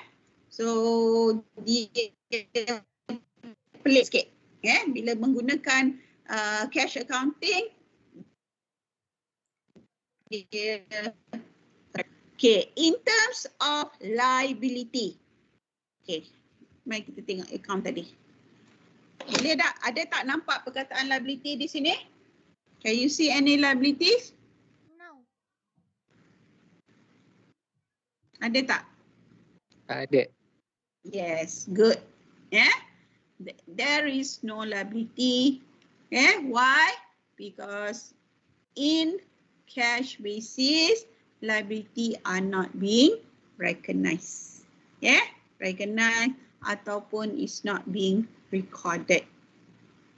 Yeah. However, under accrual basis, yes. Yeah, it will be recognized and also it will be recorded. So that is the differences between cash accounting and accrual accounting. Yeah. Okay, now let us go into example here. Okay, for example here, how do you recognize this as your revenue when you receive your cash under cash basis? However, how do you, under accrual basis, once you have sent the invoice or you receive the invoice, yeah, then you will treat that as your revenue. Okay, when you send the goods to your client ataupun government send goods, maksudnya government send their goods, okay, but they have not received any payment yet, then it will be revenue. Yeah. Okay. What about expenses? Again, okay, if you look at here, when the government receive goods with the invoice, okay, let's say government order tadi. Let's say government nak buat tadi kad pengenalan, yeah, your IC. So in order for them to make IC, dia mesti ada yang kad tu, yeah. So they buy it from the supplier. When they receive the goods and invoice under accrual basis, they should record it here on 25th April 2021. However, since our government is using cash basis, when will they record it? Whenever they pay cash. Yeah, then only they record it as expenses. Yeah, so if you look at here, the tarikh will be different. Yeah, the date will be different. Why? Because of the differences between cash basis and also accrual basis. Yeah. All right. In fact, yeah, this is what the amount which I have shown you. Okay, so this is another penyata account. This is the one that I mentioned to you tadi. Oh, sorry. This one. Account hasil disatukan. Yeah, consolidated account. So they will consolidate all the amount of money that they receive. Yeah. For example, here this one is for Kerajaan Negeri Kedah. Yeah. Okay, you will notice that they have sell their cars, premium from tanah, and then from the forest, yeah, and then minerals, and then they sell their product. For example, what are the product that they have? They have from the from animals, and also from the forest. Hasil pertanian. Yeah. So these are what they put it inside the account hasil disatukan. Yeah. So this is how under cash basis how it will looks like. Yeah. Okay. Now we move on. If let's say government move to accrual accounting, how will the financial statement looks like? Yeah. Okay, inside the financial statement, yeah, the penyata under the financial statement, the financial position, now they only have asset. Yeah. What type of asset? They show the asset semasa, asset bukan semasa, and also other types of asset. Yeah. So here you will notice that they previously, okay, under here ada dua je benda, wang tunai and also the investment that government made. But when they move into accrual basis, you will notice that they have different kind of asset here. Okay, contoh, it can be the tunai, it can be inventory, account belum terima. What else? Cukai, asset, keuangan, financial asset, yeah. And then they will have this PPE, yeah, hartanah, logi and peralatan. And then they also have asset warisan, yeah. Okay, in private sector ni tak ada, yeah. Private sector tak ada asset warisan. But in government ada asset warisan. Kenapa? Sebab government ada aset, ada dua aset yang government ada, which in private sector they don't have. First is asset warisan, or in English we call this as heritage asset. Yeah. Second one is the military asset. Yeah. Tapi in Malaysia, I ask the people in Jabatan Akauntan Negara, dia kata when we have this, when government move to this accrual basis, they will not show this asset, what do you call it, as the military asset. Why? Because that one is kita punya, what do you call it, very, very confidential.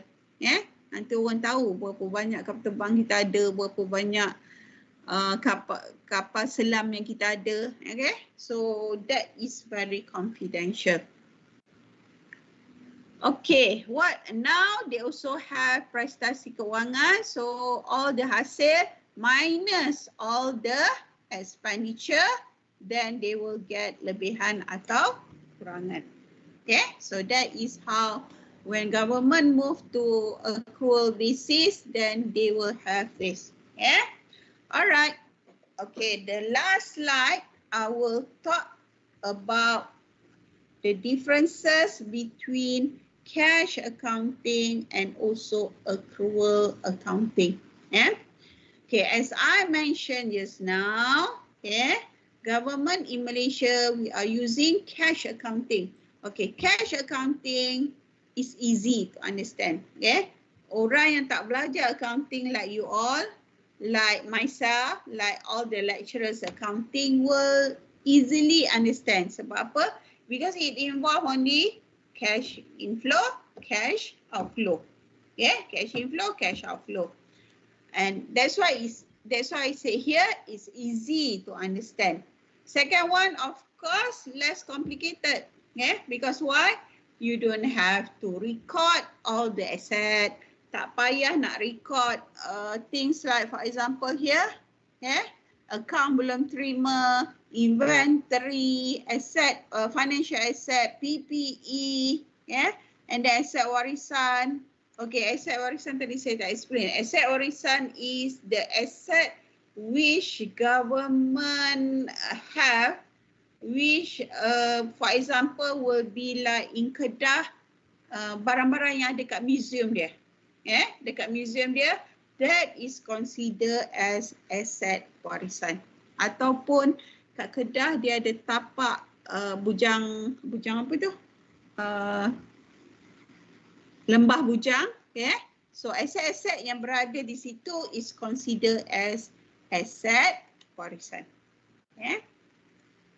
Okay, so there will be less complicated. And then under cash accounting, how you spend is based on the amount of allocation that you allocate inside the budget. Maksudnya here, if let's say you budget 5% of the budget is for the COVID-19, so whatever things that related to the COVID-19 will be based on the budget that you have been allocated. So maksudnya Ministry of KKM can only spend based on the budget given to them which have been approved by the Parliament. Okay, remember tadi saya ada bercakap pasal cash accounting. Government also use modified cash accounting. Okay, what does it mean? It means here is that, let's say government ada contractors to build school. Okay, ataupun they hired supplier to supply books to the school. So instead of paid in, let's say in 2021, they will make the payment until, they are allowed to make the payment until January 2022. They are able to make payment until the next year. And this is what they call as modified cash basis. Payment are being allowed until January. However, you treat it as the payment is made in 2021. Okay, so dia macam case yang special sikit. Okay. Okay, under cash accounting, the current one is government is using government accounting standard, apa yang dipanggil sebagai saya tak ingat PPK ni apa pula, ya. Government accounting standard. Okay.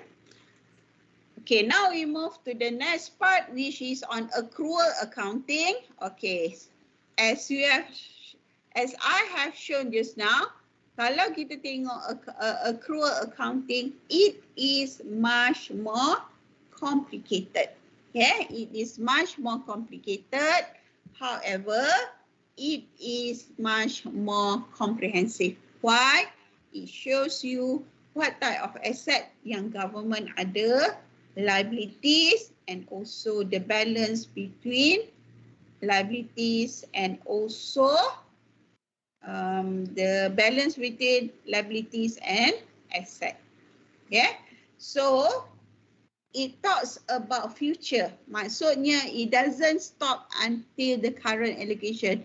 So when you know how much is your liability, so what happened is that the people, the government people, they know, okay, kat mana nak cari duit to pay for all these liabilities. Okay, so that's why it says here, helps the policy maker to make decision for the future, meaning that bukan setakat 1 year, but it can become for many more years. Okay, and because of that, yeah, because it's not easy as compared to cash accounting, but the good thing is that it shows, yeah, it shows a lot of things, much more transparent, much more accountable. Yeah, it has also more challenges. Yeah, okay, one of the things that what government need to do, of course, they need to prepare the people. Yeah, because previously all the government people, they only know about cash accounting. So now they have to ensure that these people understand accrual accounting because they are the one who will do the recording. So what they need to do training.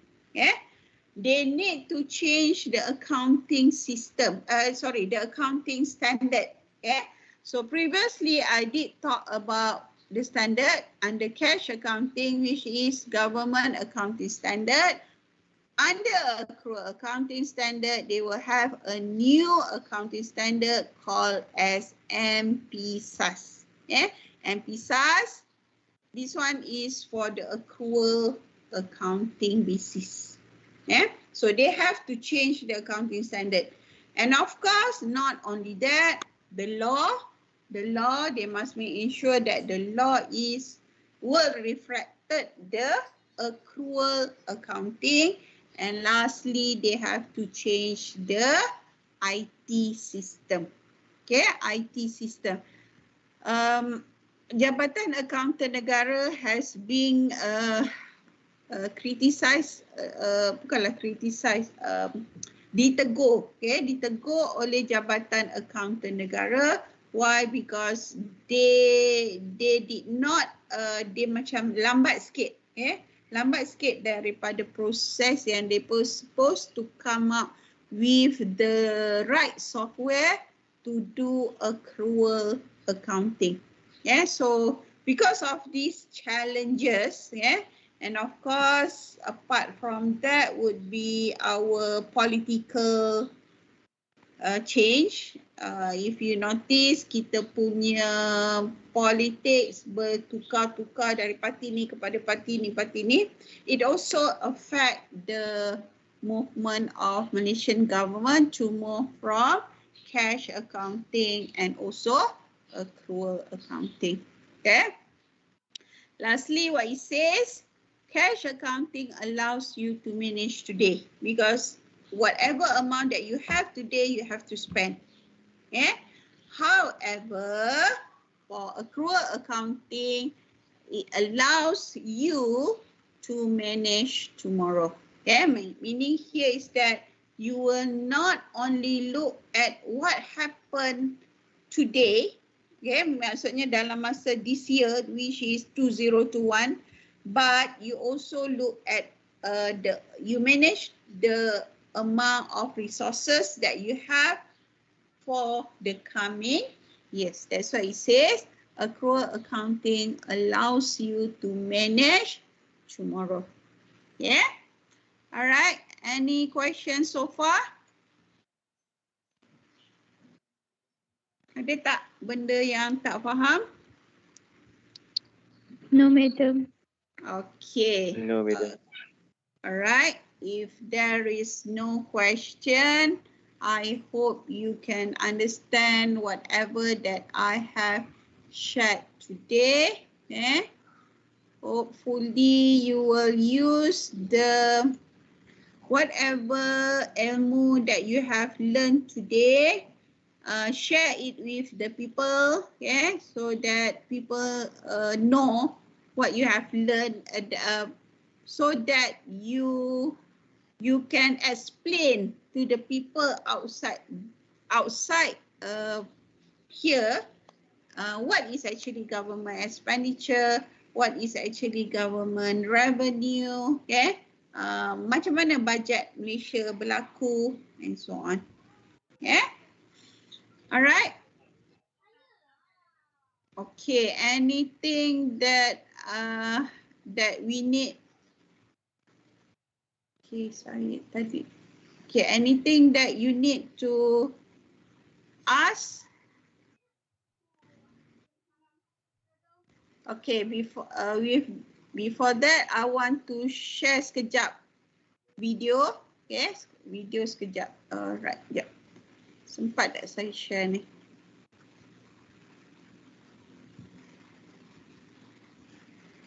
I hope I can share the video.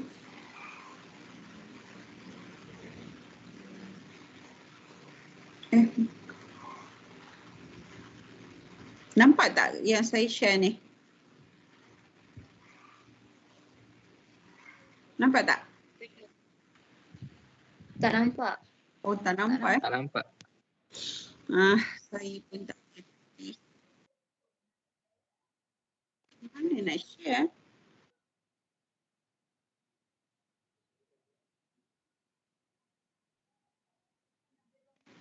Okey, macam mana nak share ni? Maybe kena guna share screen kot. Kena share screen ya? Alright. Let me check first. Share okay, share screen.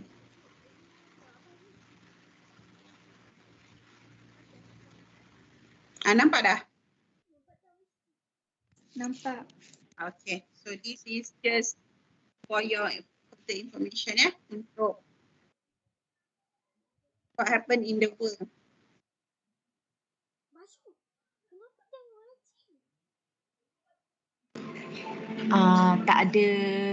Tak ada audio. Oh, tak ada audio.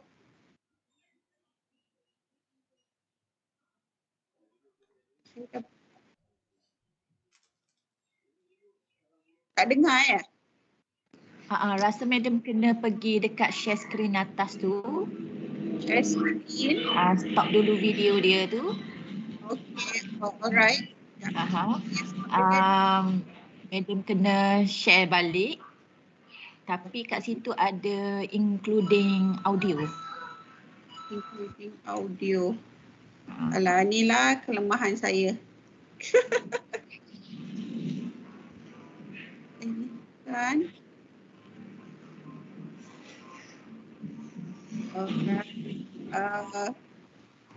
Saya. Okay, so what do I have to do here? Yes. Okay, saya screen sekarang. Okay, lepas tu upload semula. Okay.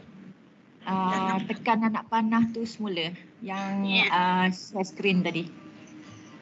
Okay, saya tekan balik. Dia ada tak keluar include situ, stop dulu. So maksudnya stop dulu. Bukan stop sini, stop yang tempat tadi, share screen tadi. Oh, okay. Yes. Sorry. Sebab kadang-kadang dia jadi gitu, tak masuk audio. Oh, okay. So, Okey, meja pangkah dulu, dah. Okey, lepas tu meja upload semula, nanti dia keluar include video kat atas tu. Tak jadi Oh, tak jadi. Tak ada ya. Tak apalah. Nanti you all tengoklah. Ya. Okey. Dia sebenarnya saya nak show. Tapi dengar tak? Dia nampak tak video dia? Gambar dia nampak.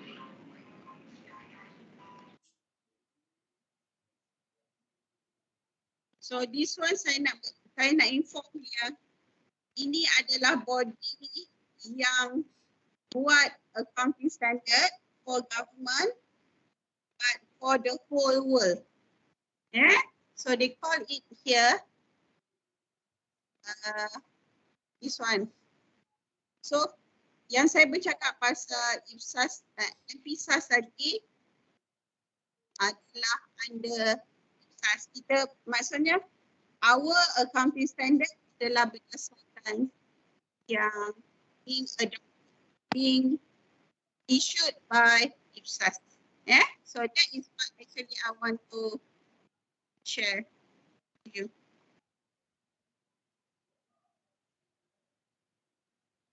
Okay, maksudnya not only in Malaysia that actually have accounting standard but also other country in the world. Yeah?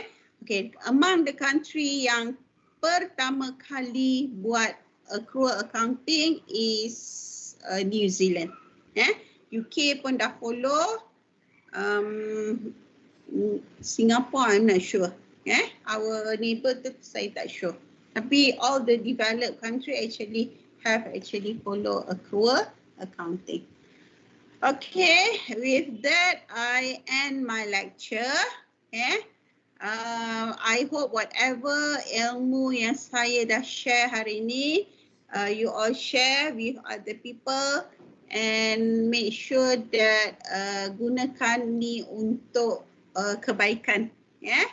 So that kita share our knowledge to other people, so that by sharing the knowledge, kita dapat ilmu not only di dunia ni, but of course at the end bila kita dah di bawah nanti. So cuma saya minta satu je, tolong jangan share ni dalam benda yang apa panggil tu, Allahu Akbar, dalam apa panggil tu, share yang student suka share tu apa? Allah. TikTok ke apa? Cuma jangan share notes ni dengan dekat public, sebab some of the notes yang saya share with you all adalah notes daripada buku. Okay, so dia ada copyright. So cuma jangan share notes dekat public website je. Because the notes that I've given to you today is for you to share untuk dapatkan ilmu. Jangan masukkan ke dalam apa panggil, ke dalam website mana-mana. Dalam TikTok ke dalam apa ke, tolong jangan, sebab dia melibatkan apa yang kita panggil sebagai copyright. Tapi kalau setakat nak share dengan your parents, dengan within the community, tak apa, tapi jangan gunakan notes ni lah, sebab notes ni ada copyright dia tersendiri. Alright, boleh? Boleh Okay. With that, I end my lecture today. Okay. Thank you for actually inviting me to share knowledge with all of you. I hope that you enjoy. I hope that you have some information with whatever things that we have shared for today. Terima kasih. And I hand over back to the siapa tadi? Miss Chairman. Okay, thank you, Dr. Morni. But before we end this program, we would like all of you to turn on your camera for a quick photo session. So all of you may turn on your camera now because we will start with the countdown very soon. Nanti ada another quiz ya. There will be another quiz if you are not mistaken.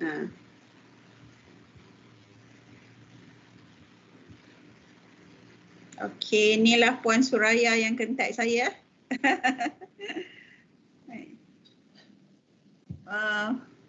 Yang contact Puan Nuraini juga kan yang contact saya. Right? Ya. Okay. I hope you understand ya whatever that I have shared today. InsyaAllah. Okay. Alright, semua dah ready ke? Tak ramai ni yang buka kamera ya. Dah Satu. Okay, lagi. 1, 2, 3. 1, 2, 3. Kejap.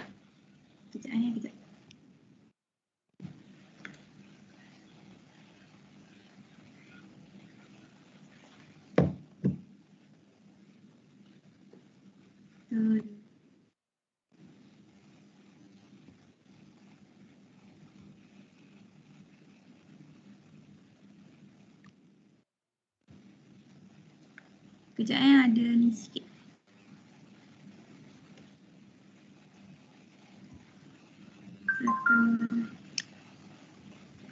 Okey dah. Okay. Well, that wraps up our seminar for today. Thank you to our speaker, Dr. Morni, lecturers and students for making time in your busy schedules to join us today. You may all leave the meeting now. I wish you all a good day ahead and stay safe. Okay. Jangan lupa buat yang quiz 3 tu kan? Ya. Alright. Okay. I'll see you. InsyaAllah. Thank you, Doctor. Assalamualaikum. Sama. Thank you, Doctor. Sama. Thank you, Doctor. Okay. Welcome. Thank you, Doctor. Okay, welcome.